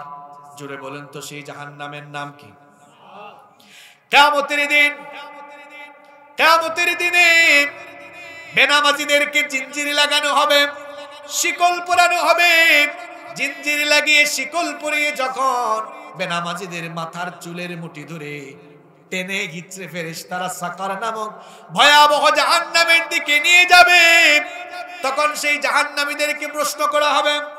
কোরআনুল কারীমের ৭৪ নম্বর সূরা সূরাতুল মুদ্দাসসিরের ৪০ নম্বর আয়াত থেকে রব্বুল আলামিন বলছেন, ইয়াতাসাআলুনা আনিল মুজরিমিন মা সালাকাকুম ফি সাকার। এদেরকে জিজ্ঞেস করা হবে, হে কপাল পুরারা, দুর্ভাগারা, কি কারণে তোমরা সাকার নামক ভয়াবহ জাহান্নামে এসেছো? এই লোকগুলো তখন বলবে, অনেকগুলো কারণেই তো এই ভয়াবহ জায়গায় এসেছি। তার মধ্যে নাম্বার 1 নাম্বার কারণ হলো ক্বালু লাম নাকু মিনাল মুসাল্লিন, আমরা মুসল্লি ছিলাম না, আমরা নামাজি ছিলাম না। এই কথা বলার পর ফেরেশতারা খুব আদর যত্ন শুরু করবে, তাই না? হ্যাঁ, আল্লাহ বলবেন, রে ধর, জিঞ্জির লাগা, শিকল পরা। আর শিকলটা কেমন হবে? সুম্মা ফি সিলসিলাতিন দারউহা ৭০ যিরাআন ফাসলুকু। আল্লাহ বলবেন ৭০ গজ লম্বা শিকল দিয়ে বাঁধ, ৭০ গজ লম্বা শিকল দিয়ে বেঁধে টেনে হিচড়ে নিয়ে জাহান্নামের ভয়াবহ আগুনে এদেরকে ফেলে দে। নাউযু বিল্লাহি মিন যালিক। আমার বাবারা, আমার ভাইরা, এই জাহান্নামের আগুনে পুরার কোনো সহ্য ক্ষমতা আমাদের আছে? আসতে বলবেন না, আছে? এই জাহান্নামের আগুন থেকে বাঁচতে চাই? আজান হলে নামাজে যাবেন তো, নাকি ছেড়ে দিবেন নামাজ? জুমার নামাজে দেখি মানুষ হয় না, আসরের নামাজে, জুমার নামাজে দেখি মসজিদে জায়গা হয় না, আসরের নামাজে দেখা যায় মসজিদ হাহাকার করে। এটা কি ভালো লক্ষণ? আমাদের দেশে নামাজি পাওয়া যায় মোট 5 তরিকার। কয় তরিকার? আর একটু জোরে বলেন। 5 তরিকার নামাজি। 1 নাম্বার সাপ্তাহিক নামাজ। গোটা সপ্তাহে তারা নামাজে পাওয়া যায় না, শুধুমাত্র জুমার দিনে তারা মসজিদে আসে। এইরকম জুমার নামাজে কি মুকসুদপুরে আছে? পুরা সপ্তাহে তার খবর নাই। আচ্ছা বলেন তো দেখি, একদিনে নামাজ মোট কয়বার? আসতে বলবেন না, পুরুষ মানুষের মতো বলেন। আপনারা তো পুরুষ মানুষ, প্রধানমন্ত্রীর এলাকার মানুষ, আপনারা কণ্ঠ তো আপনাদের একটু জোরালো হওয়ার কথা, তাই না? পাওয়ারফুল মানুষ আপনারা, রাষ্ট্র পরিচালনা তো আপনারাই করেন, আপনাদের এলাকার লোকরাই করেন। বলেন, প্রত্যেক দিন নামাজ আছে কয়বার? একদিনে যদি নামাজ হয় 5 বার, 1 সপ্তাহ সমান 7 দিন, তাহলে 1 সপ্তাহে নামাজ আছে মোট কত ওয়াক্ত? 5 7 35 ওয়াক্ত। এবার বলেন তো, 35 ওয়াক্তের মধ্যে কেউ যদি সাপ্তাহিক নামাজি হয়ে শুধু একদিন জুমার দিনে মসজিদে যায় 1 ওয়াক্ত, তাহলে 35 ওয়াক্তের মধ্যে কত ওয়াক্ত, কয়বার সে আল্লাহর গোলামি করলো? জোরে বলেন। 35 থেকে 1 বাদ দিলে কত থাকে? এই 34 বার কার গোলামি করলো? চেহারা সুলাতে মানুষের জাত হলেও এটা আসলে শয়তানের একেবারে খাস গোলাম হয়ে গিয়েছে। সাপ্তাহিক নামাজি। 2 নাম্বার হচ্ছে মাসিক নামাজি। এই যে আসতেছে রমজান মাস, সামনে আসতেছে না? আল্লাহুম্মা বাল্লিগনা রমাদান, আল্লাহ আমাদেরকে রমাদান পর্যন্ত পৌঁছিয়ে দেন। আরো আসতে বলেন আমিন। এরা সারা বছর খুব একটা নামাজে আসে না, যখন রমজান মাস আসে এদের ঠেলাঠেলির কারণে সামনের কাতারে যারা সব সময় নামাজ আদায় করে, এরা আর সামনের কাতারে যাওয়ার চান্সই পায় না। আমরা ওই মাসিক নামাজীদেরকে নিয়ে তিরস্কার করছি না, যদি এভাবে নামাজে গিয়ে সে 5 ওয়াক্তের নামাজি হয়ে যায়, আমাদের কোনো আপত্তি নাই। কিন্তু দেখা যায় এই নামাজিগুলো সারা মাস নামাজ আদায় করলো, আর ঈদের চাঁদ যখন দেখা গেল তখনই দেখা যায় টেলিভিশনের সামনে গিয়ে ঈদের অনুষ্ঠান দেখার জন্য বসে থাকে। এরকম আছে? এই নামাজির নামাজ কোনো কাজে আসলো? মাসিক নামাজি। 3 নাম্বার হচ্ছে বার্ষিক নামাজি। বার্ষিক, এরা আর খুব একটা মসজিদে আসে না, কেবলমাত্র বছরে 2 ঈদ আছে, 2 ঈদে তারা নামাজে আসে। এরকম বার্ষিক নামাজি কি আপনাদের মুকসুদপুরে আছে? 4 নাম্বার হচ্ছে সিজনাল নামাজি। এদেরকে কেবলমাত্র সিজনে সিজনে দেখা যায়, যেমন ওই যে শবে বরাত আসলে, লাইলাতুল কদরের রাত, এরকম বিশেষ বিশেষ সময়ে তাদেরকে মসজিদের আশেপাশে দেখা যায়। এরা হচ্ছে সিজনাল নামাজি। আর 5 নাম্বার হলো জানাজার নামাজি। এরা কোথাও জানাজা পাইলে যায়, কারণ জানাজার আগে 1-2 মিনিট কথা বলা যাবে। এরকম আছে? কয় তরিকার নামাজি বললাম? এই যে 5 তরিকার নামাজি আমাদের সমাজে আছে, এই 5 তরিকার নামাজিদের নামাজ ব্যর্থ নামাজ। এদের নামাজ দুনিয়া আখিরাতে কোনো কাজে লাগবে না। প্রশ্ন হলো কোন ধরনের নামাজিরা সফল কাম, কোন ধরনের নামাজিদের জন্য সুসংবাদ? সেই জবাব কি কোরআনে কারীমের ভেতরে আছে না নাই? কোরআনুল কারীমের 23 নম্বর সূরা সূরাতুল মুমিনুনের মধ্যে রব্বুল আলামিন সফল কাম মুমিনদের কিছু কোয়ালিটি, কিছু গুণাবলী উল্লেখ করেছেন। আর তাদের গুণাবলী উল্লেখ করতে গিয়ে আল্লাহ তাআলা শুরু করেছেন নামাজ দিয়ে, আবার শেষও করেছেন নামাজ দিয়ে। যেমন আল্লাহ তাআলা শুরু করছেন এভাবে, قد أفلح المؤمنون الذين هم في صلاتهم خاشعون. Successful indeed are the believers, those who humble themselves in their prayer. সফল কাম হয়েছে তারা নামাজে খুশু বিনয় অবলম্বন করেছে যারা। এখানে আল্লাহ তাআলা মুমিনদের গুণাবলী বর্ণনা করতে গিয়ে শুরু করেছেন নামাজের খুশু দিয়ে, এরপরে আরো কয়েকটি গুণাবলী ধারাবাহিকভাবে উল্লেখ করে শেষও করেছেন নামাজ দিয়ে। ওয়াল্লাযীনা হুম আলা সালাওয়াতিহিম ইউহাফিজুন। এরপরে আল্লাহ শেষ করেছেন এভাবে, আর যারা 5 ওয়াক্তের নামাজের হেফাজত করে, অর্থাৎ যারা 5 ওয়াক্তের নামাজ ঠিকমতো আদায় করে, আর সেই নামাজকে যারা খুশুয়ের সঙ্গে খুদুয়ের সঙ্গে যথাযথভাবে আদায় করে, এদের ব্যাপারে আল্লাহ এবার সুসংবাদ দিয়ে খুব সুন্দর করে বললেন, উলাইকা হুমুল ওয়ারিসুনাল্লাযীনা ইয়ারিসুনাল ফিরদাউসা হুম ফিহা খালিদুন। আল্লাহ তাআলা বলছেন সেই 5 ওয়াক্তের খুশুয়ের সঙ্গে 5 ওয়াক্তের নামাজ আদায়কারী লোকদের জন্য, মুমিনদের জন্য জান্নাতুল ফেরদাউসের সুসংবাদ। যেই জান্নাতটা হচ্ছে 1 নম্বরের জান্নাত। বাবা মারা যাওয়ার পর বাবার সন্তানটা যেমন সেই বাবার সম্পদের ওয়ারিশ অটোমেটিক্যালি হয়ে যায়, ঠিক তেমনি ভাবে 5 ওয়াক্তের নামাজি বান্দারা যখন দুনিয়া থেকে চলে যায়, তারাও ঠিক তেমনি ভাবে অটোমেটিক্যালি আল্লাহর জান্নাতুল ফেরদাউসের ওয়ারিশ হয়ে যায়। পড়লে নামাজ, রাখলে রোজা, আল্লাহ রাসূল পাবে সোজা, হালকা হবে পাপের বোঝা, করলে ইবাদত পাবে তুমি রোজ হাসরে প্রতিদানে জান্নাত, প্রতিদানে জান্নাত, প্রতিদানে জান্নাত। আল্লাহু আকবার। সালাত is the key of success. সালাত is the key of paradise. নামাজ হচ্ছে সফলতার চাবি, নামাজ হচ্ছে জান্নাতের চাবি। যে ঈমান আপনাকে আযান হলে মসজিদে নিতে পারে না, এই দুর্বল ঈমান আপনাকে জান্নাতেও নিতে পারবে না। এ কেমন ঈমান আপনার? আপনার ঈমান তো আপনাকে নামাজেই নিতে পারে না। এজন্য নামাজই হোক, 5 ওয়াক্তের নামাজ ঠিক করুন আগে।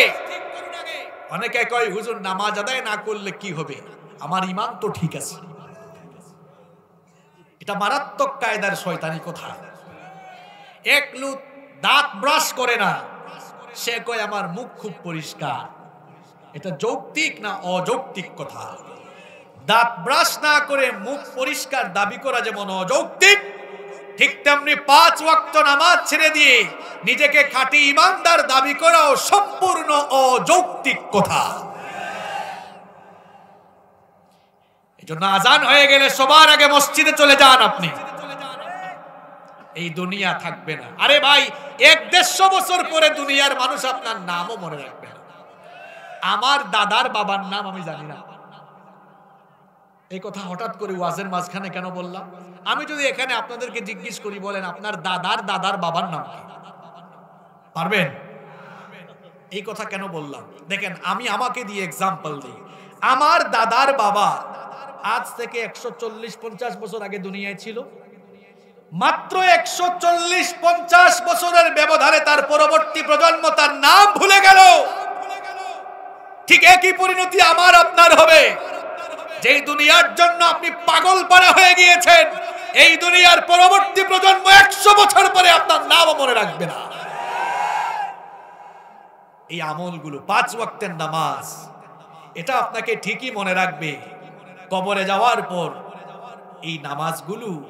এই নামাজগুলোর কারণে কবরের শাস্তি থেকে আপনি বেঁচে যাবেন। সুবহানাল্লাহ। জন্য আমার ভাইরা, আমার বাবারা, কখনো নামাজ ছেড়ে দিয়ে আর এই নামাজটা যেন তেন ভাবে আদায় করলে হবে না। Keep in your mind, fearless salat has no value. খুশুবিহীন নামাজের কোনো দাম আল্লাহর কাছে। নামাজটা আদায় করতে হবে খুশুবের সাথে। এই জন্য আল্লাহ তাআলা সূরাতুল মুমিনুনের শুরুতে বলেছেন, قد أفلح المؤمنون الذين هم في صلاتهم خاشعون. Successful indeed are the believers, those who humble themselves in their prayer. সফল কাম হয়েছে তারা নামাজে খুশু অবলম্বন করে যারা। খুশু, ইটস অ্যান অ্যারাবিক ওয়ার্ড, এটি আরবি শব্দ। এর সহজ বাংলা অর্থ হচ্ছে ভয় করা, বিনীত হওয়া, কারো সামনে ঝুঁকে পড়া, অবনমিত হওয়া, কারো প্রতাপ, ভীতি বা শ্রেষ্ঠত্বের ভয়ে কারো সামনে ভীত বিহব্বল হয়ে যাওয়া কি আরবিতে বলা হয় খুশু। এই খুশু দুটো অবস্থার সাথে সম্পৃক্ত। একটি হচ্ছে দিলের খুশু, আরেকটি হচ্ছে বাহ্যিক অঙ্গ প্রত্যঙ্গের খুশু। দিলের খুশুটাই হচ্ছে আসল। মনে যখন ভয় থাকে, বাহ্যিকভাবে সেটা অটোমেটিক্যালি বোঝা যায়। মাননীয় প্রধানমন্ত্রী মুকসুদপুরে আগামীকাল আসবেন। এই ঘোষণা এই মুকসুদপুরের সরকারি অফিসারদের কানে যাওয়ার পরে তাদের তৎপরতা বাড়বে না কমবে? প্রথম ভয়টা অঙ্গ প্রত্যঙ্গে আসে নাকি দিলের ভেতরে আসে? ওই দিলের ভেতরে আসার পরে অঙ্গ প্রত্যঙ্গের নড়াচড়া, তৎপরতা শুরু হয়ে যায়। ঠিক তেমনি নামাজে আপনার খুশু আসবে যখন আল্লাহর ভয় আপনার অন্তঃকরণে পয়দা হয়। নামাজে আমরা খুশুয়ের পরিপন্থী অনেক কাজ করি। কি করি দেখবেন, অনেক মুসল্লি আছে নামাজে ঢোকার পরে দেখবেন অনেক মুসল্লিরা ওযু করছে তো আগে হাত উঠাইছিল, যে হাতটা নামাইতে ভুলে গেছে, মানে আল্লাহু আকবার বলে নামাজে দাঁড়ায় ঠিক করে আছে, বুতাম লাগায়, শার্টের কলার ঠিক করে, অনেকে আছে আবার দাড়ি এরকম খেলাধুলা একটু বলবো আছে। আল্লাহর নবী এইরকম একটা চিত্র দেখলেন যে এক লোক নামাজ আদায় করছে আর দাড়ি এরকম খেলাধুলা করছে। আল্লাহর নবী বললেন, লাউ খাশাআ কলবাহু লাখাশিআত জাওয়ারিহু। এই লোকটার অন্তরে যদি আল্লাহর ভয় থাকতো তাহলে নামাজে দাঁড়িয়ে এরকম দাড়ি নিয়ে খেলাধুলা করত। অনেকে আছে আবার মসজিদে ঢুকে মসজিদের ফ্যান কয়টা ওইটাও গুনে ফেলে। রাগ করেন না আপনারা, আমার ব্যক্তিগত একটি অভিমত। নবীজিও তো বলেছেন কিয়ামতের আগে আখেরি জামানায় মসজিদগুলো চাকচিক্যময় হয়ে যাবে। মসজিদগুলো যত বেশি অ্যাট্রাকটিভ হচ্ছে, চাকচিক্যময় হচ্ছে, মুসল্লিদের মনোযোগও কিন্তু তত বেশি কমে যাচ্ছে। কারণ চাকচিক্যময় আকর্ষণীয় মসজিদে মুসল্লি ঢুকার পরে দেখা যায় অনেক মুসল্লিরা মসজিদের কারুকার্য দেখে। দুই দুস্থ মসজিদে ঢুকেছে, দুইজনে নামাজ থেকে বের হয়ে এক দোস্ত আরেক দোস্তকে কয়, দোস্ত দেখছ এই মসজিদে 103টা ফ্যান আছে। কয় তুই এগুলা গণলি কেমনে? কয় হুজুর তো নামাজে দাঁড়াইয়া হুজুর তেলাওয়াত করতেছে, হুজুরের কাম তো হুজুর করে। চিন্তা করলাম আমি আর ফ্রি ফ্রি বসে থাকবো কেন, এত বড় মসজিদ কয়টা ফ্যান একটু গুনে ফেলি। গুনে গুনে দেখলাম হায় হায় এই মসজিদে 103টা ফ্যান আছে। এগুলো নামাজের খুশুয়ের পরিপন্থী কাজ। ইমাম সাহেব লম্বা তেলাওয়াত করলে তাকায় থাকে ঘড়ির দিকে, হায় হায় এশার নামাজ, হুজুর তো 10 মিনিট আদায় করে ফেলতেছে। কেউ কেউ আবার পেছন থেকে সিগন্যাল আমার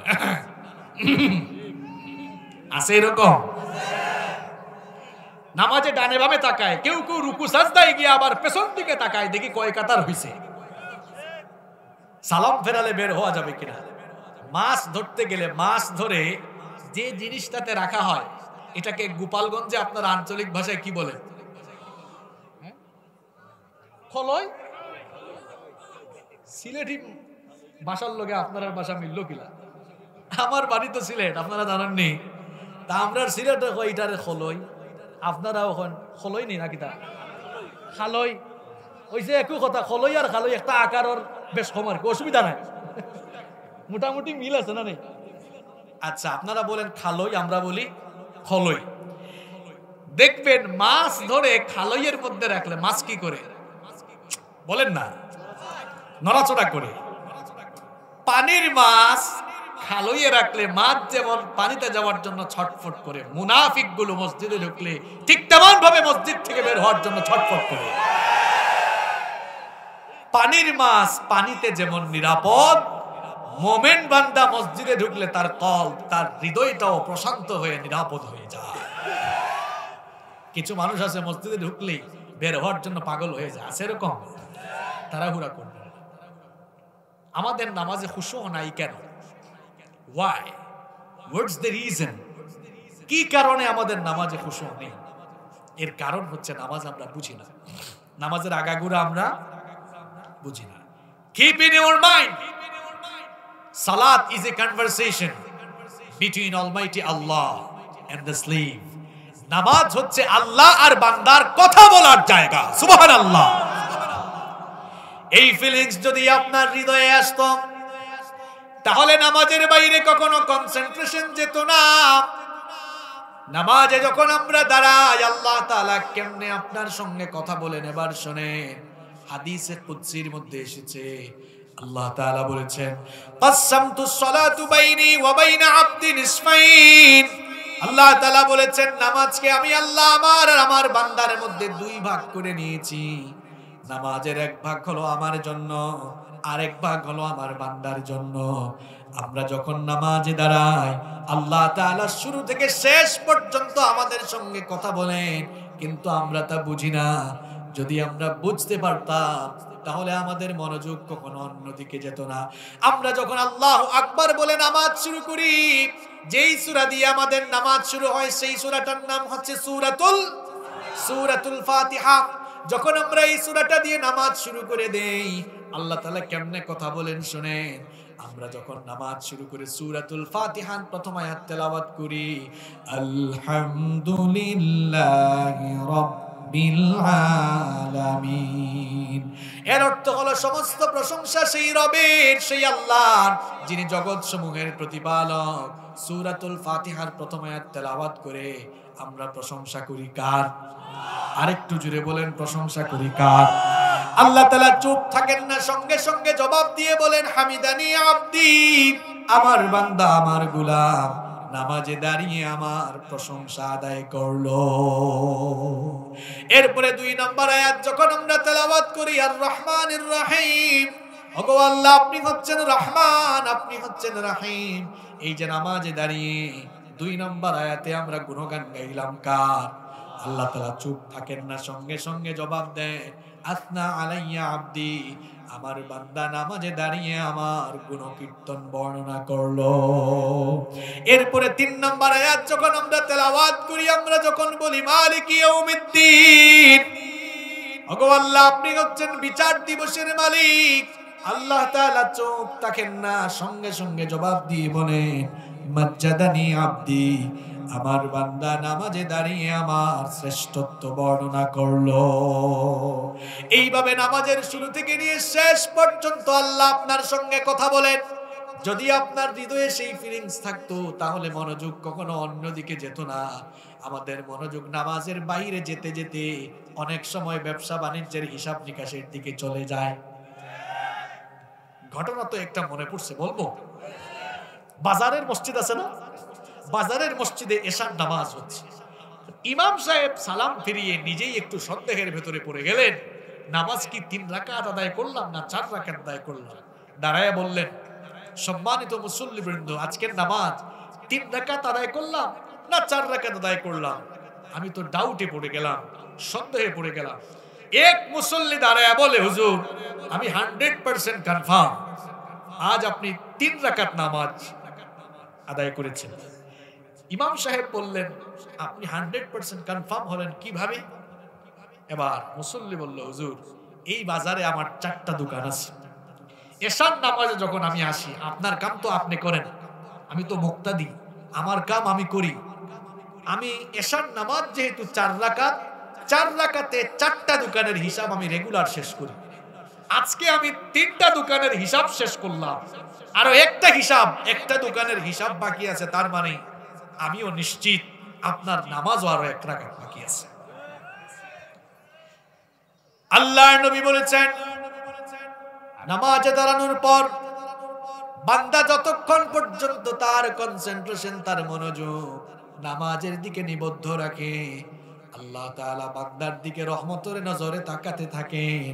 আর বান্দা যখন নামাজে দাঁড়িয়ে তার কনসেন্ট্রেশন, তার মনোযোগ নামাজ থেকে ফিরিয়ে অন্যদিকে নিয়ে নেয়, তখন আল্লাহ ওই বান্দার কাছ থেকে তার রহমতের দৃষ্টি ফিরায় আনে। এজন্য খবরদার নামাজে গাফেল হয়ে যাবে। নামাজ বুঝতে হবে, নামাজে অমনোযোগী হয়ে যায়েন না। সবাই নামাজে মনোযোগ ফিরিয়ে আনতে চান তো 4টা টিপস আপনাদেরকে দিয়ে যায়। কয়টা টিপস?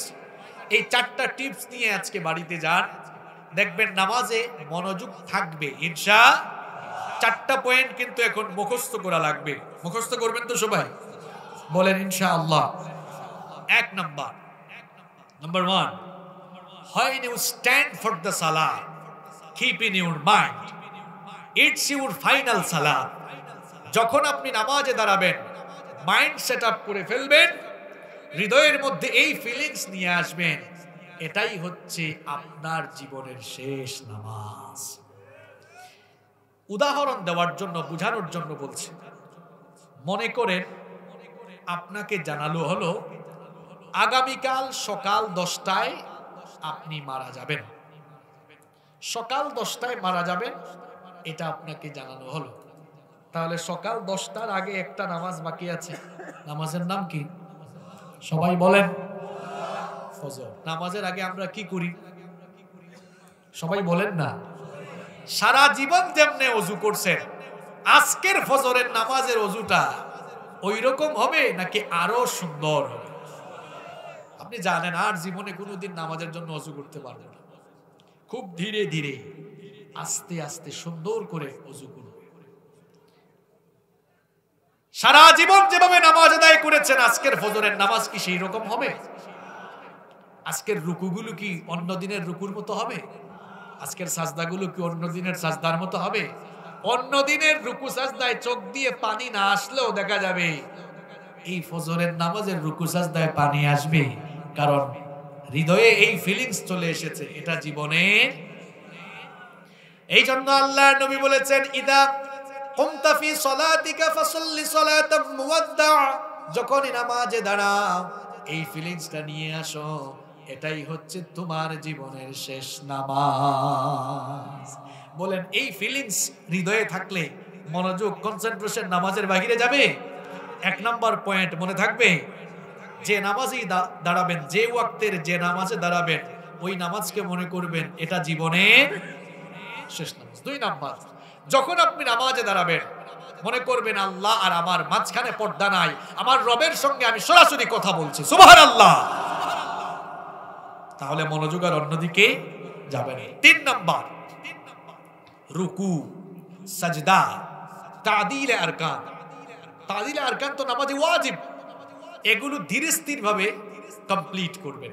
অনেক নামাজি আছে, এরা নামাজে যখন রুকু সাজদা দেয় দেখলে মনে হয় সে নামাজ আদায় করছে না, রীতিমতো ফিজিক্যাল এক্সারসাইজ করছে। আচ্ছা, মুরগির বাচ্চাকে যে চালের দানা দেওয়া হয়, এটাকে গোপালগঞ্জে আঞ্চলিক ভাষায় আপনারা কি বলেন? কুদ। আমরা সিলেট হয় কুদি, আর আপনারা বলেন কুদ। আচ্ছা, আপনারা দেখেছেন কিনা মোরগের বাচ্চাকে কুদ দিলে সে কেমনে খায় দেখছেন? ঠুকর ঠুকর করে খায়, তাই না? ঠুক ঠুক করে আওয়াজ হয়। কিছু মুসল্লির নামাজ দেখবেন এরাও ওই মোরগের বাচ্চার মতো ঠুকর ঠুকর করে রুকু সিজদা মারে। আল্লাহর নবী বলেছেন, আসওয়া উসসারিকা আল্লাযী ইয়াসরিকু মিন সালাতিহি, সবচাইতে নিকৃষ্ট চোর হলো যে নামাজের মধ্যে চুরি করে। সাহাবায়ে কেরাম জিজ্ঞেস করলেন, ওয়া কাইফা ইয়াসরিক সালাতাহু ইয়া রাসূলুল্লাহ, পড়েন সাল্লাল্লাহু আলাইহি ওয়াসাল্লাম, ওগো আল্লাহর রাসূল নামাজ আবার চুরি করে কেমনে? আল্লাহর নবী বললেন, কিছু মুসল্লি আছে দেখবা নামাজে দাঁড়ালে ঠিক মতো রুকু দেয় না, ঠিক মতো সাজদা দেয় না, এরাই হচ্ছে নামাজ চোর। এই জন্য নামাজে তাড়াহুড়া করবেন না। যখন আপনি রুকুতে যাবেন পিঠটাকে সোজা করে দেন, পিঠটাকে সোজা করে দিয়ে রুকুর তাসবিহগুলো ধীরে স্থির ভাবে সম্পন্ন করেন, তাড়াহুড়া করবেন না। আস্তে আস্তে বলেন, ধীরে স্থির ভাবে সুন্দর করে পড়েন, সুবহানা রাব্বিয়াল আযীম, সুবহানা রাব্বিয়াল আযীম, সুবহানা রাব্বিয়াল আযীম। এইরকম ধীরে ধীরে সুন্দর করে তাসবিহগুলো জপেন। এই যে আমরা রুকুতে গিয়ে তাসবিহ জপলাম, সবাই একটু জোরে পুরুষ মানুষের মতো বলেন তো তাসবিহগুলো কার? নামাজটা কত সুন্দর, বুঝলে কত মজা লাগে। এই যে রুকু থেকে দাঁড়ানোর সময় আমরা বলি সামি আল্লাহু লিমান হামিদা, এটার অর্থ অনেকে জানেন না। এটার অর্থ হলো আল্লাহ তাআলা এটার মাধ্যমে জবাব দেন, বান্দারে রুকুতে গিয়ে তুমি যার তাসবিহ জপেছো তোমার রব তোমার প্রশংসা শুনেছে। রুকু থেকে উঠার পরে আমরা আবারও প্রশংসা করি কার? আমরা বলি রব্বানা লাকাল হামদ। নবীজি নামাজে ইমামতি করছেন, পেছনে একজন সাহাবী রুকু থেকে উঠার পরে রব্বানা লাকাল হামদের পরে হামদান কাসীরান তাইয়িবান মুবারাকান ফীহি এতটুকু পর্যন্ত বাড়িয়ে পড়লেন। সালাম ফিরিয়ে নামাজ শেষ করে নবীজি বললেন, আজ নামাজে অতিরিক্ত কিছু তেলাওয়াত কে করেছো? ওই সাহাবী এবার মনে মনে চিন্তা করলেন, আস্তে আস্তে পড়লাম, নবী কেউ তো শুনে নাই, এরপরেও নবীজি যেহেতু টের পেয়েছেন কেউ না কেউ পড়েছে, আমি যদি না দাঁড়াই কে পড়েছে নবীজি সেটাও বলতে পারবেন কিনা? সাহাবী দাঁড়ালেন, দাঁড়িয়ে বললেন, ওগো আল্লাহর রাসূল আমি পড়েছি, কিন্তু আমি তো মনে মনে পড়লাম, আপনি সেটা কেমনে শুনলেন? নবীজি বললেন, তুমি কি জানো না আমি আল্লাহর নবী? আমি যা জানি তুমি তা জানো না। সাহাবী ভয় পেও না, তুমি কি জানো নাকি রুকু থেকে ওঠার পরে রব্বানা লাকাল হামদের পরে হামদান কাসীরান তাইয়িবান মুবারাকান ফীহি এতটুকু পর্যন্ত তুমি যখন বৃদ্ধি করে পড়লে আমি নজর করে দেখলাম একজন আর দুইজন নয়, আল্লাহর রহমতের 33 জন ফেরেশতারা তারা প্রতিযোগিতা শুরু করেছে, তারা কে তোমার আমলনামায় কত বেশি সওয়াব লিখবে। এই আমলটা আপনারাও করবেন তো? রুকু আস্তে আস্তে দিবেন, সাজদা আস্তে আস্তে দিবেন, তাদিলে আরকান আস্তে আস্তে আদায় করবেন। এটা 3 নাম্বার টিপস। নাম্বার 4, 4 নাম্বার হলো পূর্ববর্তীদের মতো নামাজ আদায় করুন। সাহাবীদের নামাজ কেমন ছিল শুনেন। আমরা তো নামাজে যখন দাঁড়াই, মশায় যখন কামড় দেয়, ইস মশা কামড় দিছে, মশার কামড়ও আপনি টের পান। আর সাহাবীর নামাজ শুনেন, আলী রাদিয়াল্লাহু আনহু যুদ্ধের ময়দানে বিষাক্ত তীর তার পায়ের মধ্যে ঢুকলো, বিষাক্ত তীর যখন তার পায়ে বিদ্ধ হলো, বিষাক্ত তীরের যন্ত্রণায় তিনি ছটফট করছেন। কিছু সাহাবীরা গিয়ে সেই তীরটা যখন খোলার চেষ্টা করেন, আলী রাদিয়াল্লাহু আনহু হাউমাউ করেন, চিৎকার করে উঠেন। এই দৃশ্য নবীজি দেখলেন। নবীজি সাহাবীদেরকে বললেন, আমার সাহাবীরা শোনো, আমার আলীর পা থেকে এভাবে তোমরা সহজে তীর খুলতে পারবা না।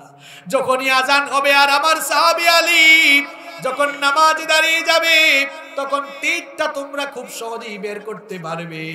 কারণ আমি জানি আমার সাহাবী আলী যখন নামাজে দাঁড়ায়, দুনিয়ার কোনো চিন্তা চেতনা ফিলিংস তার ভেতরে কাজ করে না। তখন সে রবের সাথে কথা বলে বলে রবের প্রেমে এমন মশগুল হয়ে যায়, এত মাতোয়ারা, এত দেওয়ানা হয়ে যায়, অন্য কোনো চিন্তা চেতনা তখন তার ভেতরে কাজ করে না। নবীজির কথা মোতাবেক আযান হয়ে যাওয়ার পর আলী রাদিয়াল্লাহু আনহু যখন নামাজে দাঁড়িয়ে গেলেন, যেই তীর নামাজে দাঁড়ানোর আগে খুলতে গেলেই আলী রাদিয়াল্লাহু আনহু চিৎকার করে উঠতেন। সেই একই তীর সাহাবীরা টেনে খুলে বের করলেন। আলী রাদিয়াল্লাহু আনহু একবারের জন্য শব্দ পর্যন্ত বললেন না। নামাজ শেষে জিজ্ঞেস করা হলো, কি ব্যাপার আলী, নামাজে দাঁড়ানোর আগে এই তীর খুলতে গেলে যখন হাত দিয়েছে তখন ছটফট করে উঠেছ, চিৎকার করে উঠেছ, নামাজে দাঁড়ানোর পর টেনে বের করলাম পর্যন্ত বললে না, কি কারণ বুঝলাম না। আলী রাদিয়াল্লাহু আনহু বললেন, আমার ভাইরা শোনো, আমি যখন নামাজে দাঁড়াই আমার রবের সঙ্গে কথা বলতে বলতে আমি এত মাতোয়ারা হয়ে যাই, এত দেওয়ানা হয়ে যায়, এত মশগুল হয়ে যায়, আমার ভেতরে তখন দুনিয়ার কোনো চিন্তা চেতনা কাজ করে না। নামাজে দাঁড়ানোর পরে আমি যখন আমার রবের প্রেমে মাতোয়ারা মশগুল হয়ে গেলাম, আমার পা থেকে তীর যে তোমরা খুলে বের করেছো এটা আমি নিজেও পর্যন্ত টের পাই না। আবু হানিফা রাহমাতুল্লাহি আলাইহি খালি যে মাযহাব মাযহাব বলে চিল্লান, মাযহাবের ইমাম সাহেব কেমন ছিলেন শুনেন। ইমাম আবু হানিফা রাহমাতুল্লাহি আলাইহি আপনাদের মসজিদের ইমাম সাহেবের মতো ইমাম, তাই না? কত বড় মাপের ইমাম, আল ইমামুল আযম ইমাম আবু হানিফা রাহমাতুল্লাহি আলাইহি রাতের বেলা তাহাজ্জুদের নামাজ আদায় করছেন। কি নামাজ? পুরুষ মানুষের মতো বলেন, তাহাজ্জুদের নামাজ। প্রতিবেশীর ঘরে আগুন লাগলো, আপনাদের বাড়িতে প্রতিবেশীর ঘরে আগুন লাগলে আপনারা গিয়ে কেরোসিন ঢালেন না পানি ঢালেন? প্রতিবেশীর ঘরে আগুন লেগেছে, গ্রামের সমস্ত মানুষরা এসে পানি নিয়ে এসেছে, নিভাচ্ছে আগুন। হঠাৎ করে সবাই দেখলো কি ব্যাপার, আবু হানিফার পাশের ঘরে আগুন লাগলো, আবু হানিফা কোথায়? সবাই গিয়ে দরজায় নক করছে। আবু হানিফা রাহমাতুল্লাহি আলাইহি দরজা খুললেন, খুলে তিনি দেখলেন হায় হায় হায়, এত মানুষ এখানে কেন? মানুষজন বলল, আবু হানিফা ঠাট্টা মস্করা করো না, তোমাকে না পেয়ে তোমার দরজায় নক করলাম, তুমি দরজা খুলে আবার উল্টা আমাদেরকে প্রশ্ন করছো এত মানুষ এখানে কেন? তোমার প্রতিবেশীর ঘরে আগুন লাগলো, চতুর্দিক থেকে ছুটে এসে আমরা আগুন নিভালাম, তুমি একটু বেরো হলে না? পানি নিয়ে আসা তো দূরের কথা, কিন্তু বের তো হইতে পারতাম। তিনি বললেন, আল্লাহর কসম আমি কিচ্ছু টের পাই নাই। মানুষ বলতেছে, আবু হানিফা মস্করা করো, আসলে কি তুমি টের পাও নাই? ইমাম আবু হানিফা রাহমাতুল্লাহি আলাইহি তখন বললেন, আল্লাহর কসম আমি কিছুই টের পাই নাই। তোমরা দরজায় নক যখন করেছো আমার নামাজ তখন শেষ হয়েছে, আমার প্রতিবেশীর ঘরে আগুন লাগার আগেই আমি আমার ঘরের মধ্যে তাহাজ্জুদের নামাজ দাঁড়িয়েছিলাম। তোমরা সবাই মিলে যখন আমার প্রতিবেশীর ঘরের আগুন নেভানোর কাজে ব্যস্ত ছিলে, আমি তখন তাহাজ্জুদের জায়নামাজে দাঁড়িয়ে জাহান্নামের আগুনের ভয়ে আমার চোখের পানি ছেড়ে দিয়ে জাহান্নামের আগুন নেভানোর কাজে ব্যস্ত ছিলাম। এই হচ্ছে আমাদের পূর্বপুরুষদের নামাজ। আর আপনার নামাজ ওই যে বললাম মশায় কামড়াইলে আপনি টের। নামাজে খুশু আনার জন্য সংক্ষেপে কয়টা টিপসের কথা বলছি দেখি। যুবকরা বলো, তোমাদের কনসেন্ট্রেশন যাচাই করি নাকি শুনতেছো আর বের করে দিচ্ছ। এক নাম্বার কি বলছিলাম, কে বলতে পারবে? হ্যাঁ, নামাজকে শেষ নামাজ মনে করা। 2 নাম্বার নামাজে দাঁড়ালে এই ফিলিংস নিয়ে আসা, কথা বলছি আমি কার সাথে। 3 নাম্বার রুকু সাজদা তাদিলে আরকান আস্তে আস্তে কমপ্লিট করা। 4 নাম্বার পূর্ববর্তীদের নামাজ থেকে শিক্ষা নেওয়া। 7:59 বাজে, 8টায় শেষ হবে। 1 মিনিটে আমি যদি না বাসি, আচ্ছা আমি তাইলে একটু 2 মিনিট সময় নিচ্ছি, তো বলতে হবে। আরেকটা পয়েন্ট আমার আছে। তাইলে প্রথমে নামাজের গুরুত্ব নিয়ে কথা বললাম, এরপরে নামাজের খুশুয়ের বিষয়টা বললাম। নামাজ চ্যাপ্টারটা অনেক বড়, 3 দিন একটানা তাফসীর করলো, কত বিষয় আছে। নামাজের গুরুত্ব, নামাজের খুশু, নামাজ আদায়ের, এই নামাজ ফরজ করার কারণ, নামাজের শিক্ষা, অনেক কিছু আছে না। আমি 2 মিনিটে শেষ করি। আচ্ছা, এই যে নামাজ আল্লাহ আমাদের জন্য রেগুলার দিছেন কয়বার? আর একটু জোরে বলেন। কেন দিয়েছেন? যেন আমরা কি আল্লাহরে সাজদা দিই, তাই না? শুধু সাজদা দেওয়ার জন্য নামাজ ফরজ করা হয়েছে? আল্লাহর কি সাজদার এত অভাব পড়ছে যে আপনারা সাজদা না দিলে আল্লাহ লস হয়ে যাবে? দুনিয়ার কোন মানুষ যদি আল্লাহকে সাজদা না দেয়, একটা মানুষও যদি আল্লাহর গোলামি না করে, দুনিয়ার কোন মানুষ যদি আল্লাহর জিকির আজকার তাসবিহ তাহলিল নাও করে, আল্লাহর কোনো লস নাই। কারণ আল্লাহ বলেছেন ইউসাব্বিহু লিল্লাহি মা ফিস সামাওয়াতি ওয়াল আরদ, আসমান সমূহ আর জমিনে যা কিছু আছে সব কিছু তাসবিহ জপে যার, তিনি কি? আপনি সাজদা দিলেই কি আর না দিলেই কি? সাজদা দিলে আপনার লস, না সাজদা দিলে আপনার লাভ, না দিলে আপনারই লস। এবার আমি সংক্ষেপে বলে ফেলি, নামাজ আল্লাহ ফরজ করেছেন এই কারণে, নামাজ হচ্ছে মুমিন জীবন পরিচালনার একটি সামগ্রিক প্রশিক্ষণ গ্রহণের জায়গা। নামাজের বাহিরে কেমনে জীবন যাপন করবেন সব নামাজের ভেতরে আছে না নাই? দুইটা শিক্ষা বলে নামাজ শেষ করে দেই। এক নাম্বার, নামাজ আমাদেরকে কুরআনময় জীবন গঠনের শিক্ষা দেয়। নামাজে দাঁড়ানোর পরে একটা কিতাব থেকে তেলাওয়াত করা বাধ্যতামূলক, কিতাবের নাম নামাজে যেমন কোরআন থেকে তেলাওয়াত করা বাধ্যতামূলক, ঠিক তেমনি ভাবে নামাজের বাহিরে জন্ম থেকে নিয়ে মৃত্যু পর্যন্ত কোরআনের আইন মানাও একজন নামাজের জন্য বাধ্যতামূলক, ফরজ। এটা নামাজের শিক্ষা।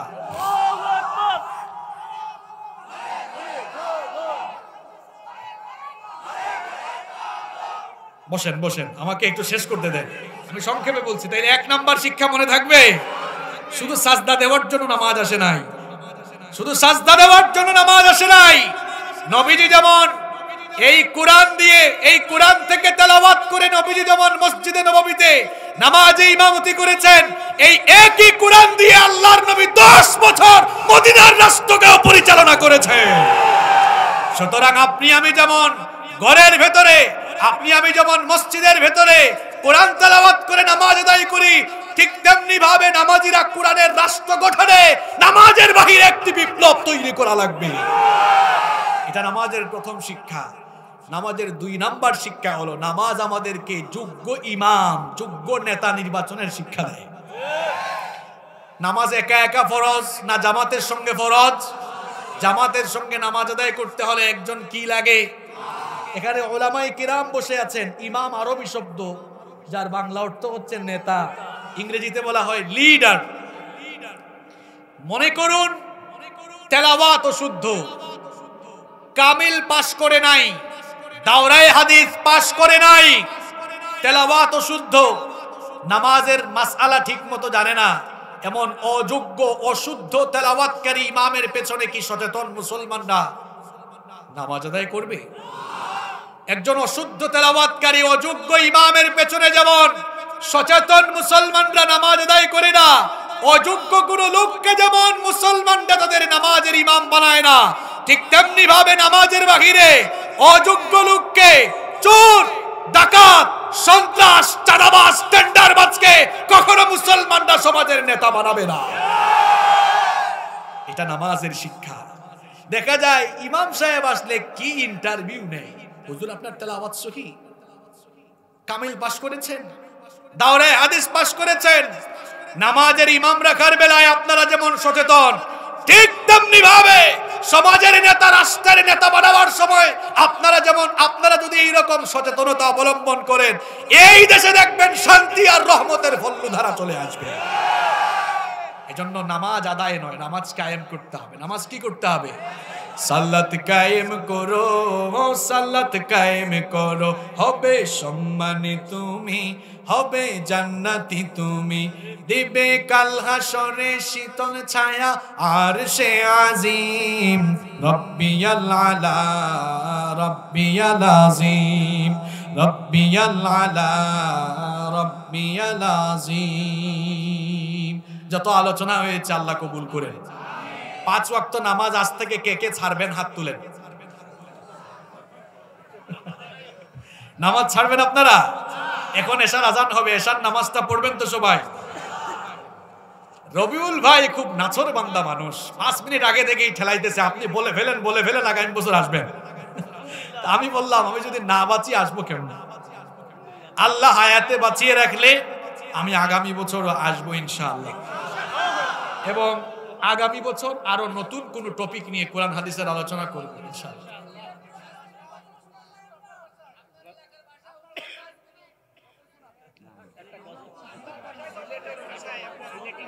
হয়ে গেছে না?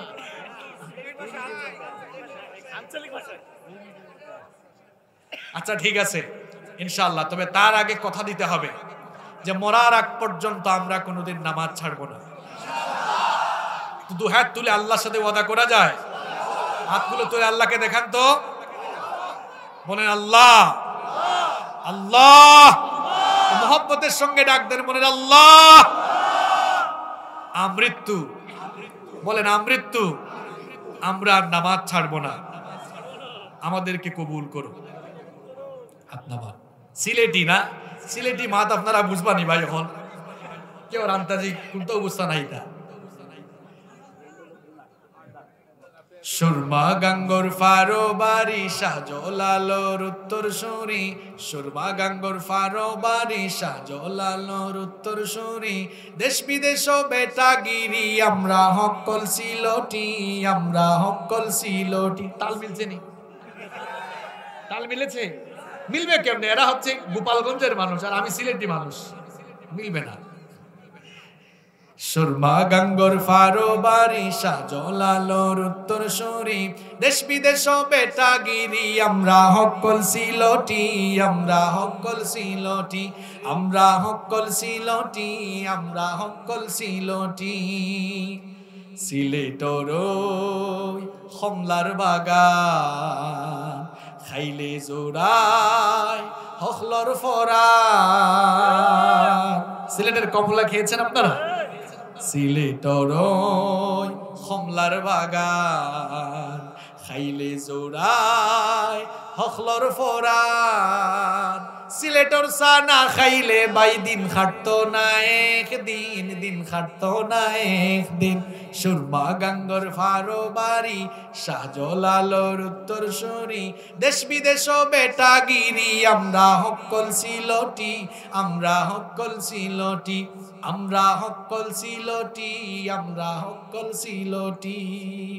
Saudi Arab Abu Dhabi Qatar Dubai London যাবি, Saudi Arab Abu Dhabi Qatar Dubai London যাবি।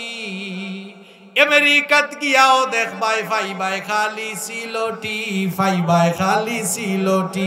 সুরমা গাঙ্গর ফারো বাড়ি শাহজালালোর উত্তর সুরি, দেশ বিদেশ বেটা গিরি আমরা হকল সিলটি, আমরা হকল গোপালগঞ্জি। হাততালি দিয়েন না। যত কথা হয়েছে আল্লাহ তাআলা আমাদের সবাইকে আমল করার তৌফিক দান করেন। সুবহানাকা আল্লাহুম্মা ওয়া বিহামদিক আশহাদু আল্লা ইলাহা ইল্লা আনতা আস্তাগফিরুকা ওয়া আতুবু ইলাইক। ওয়াসসালামু আলাইকুম ওয়া রাহমাতুল্লাহি ওয়া বারাকাতুহু।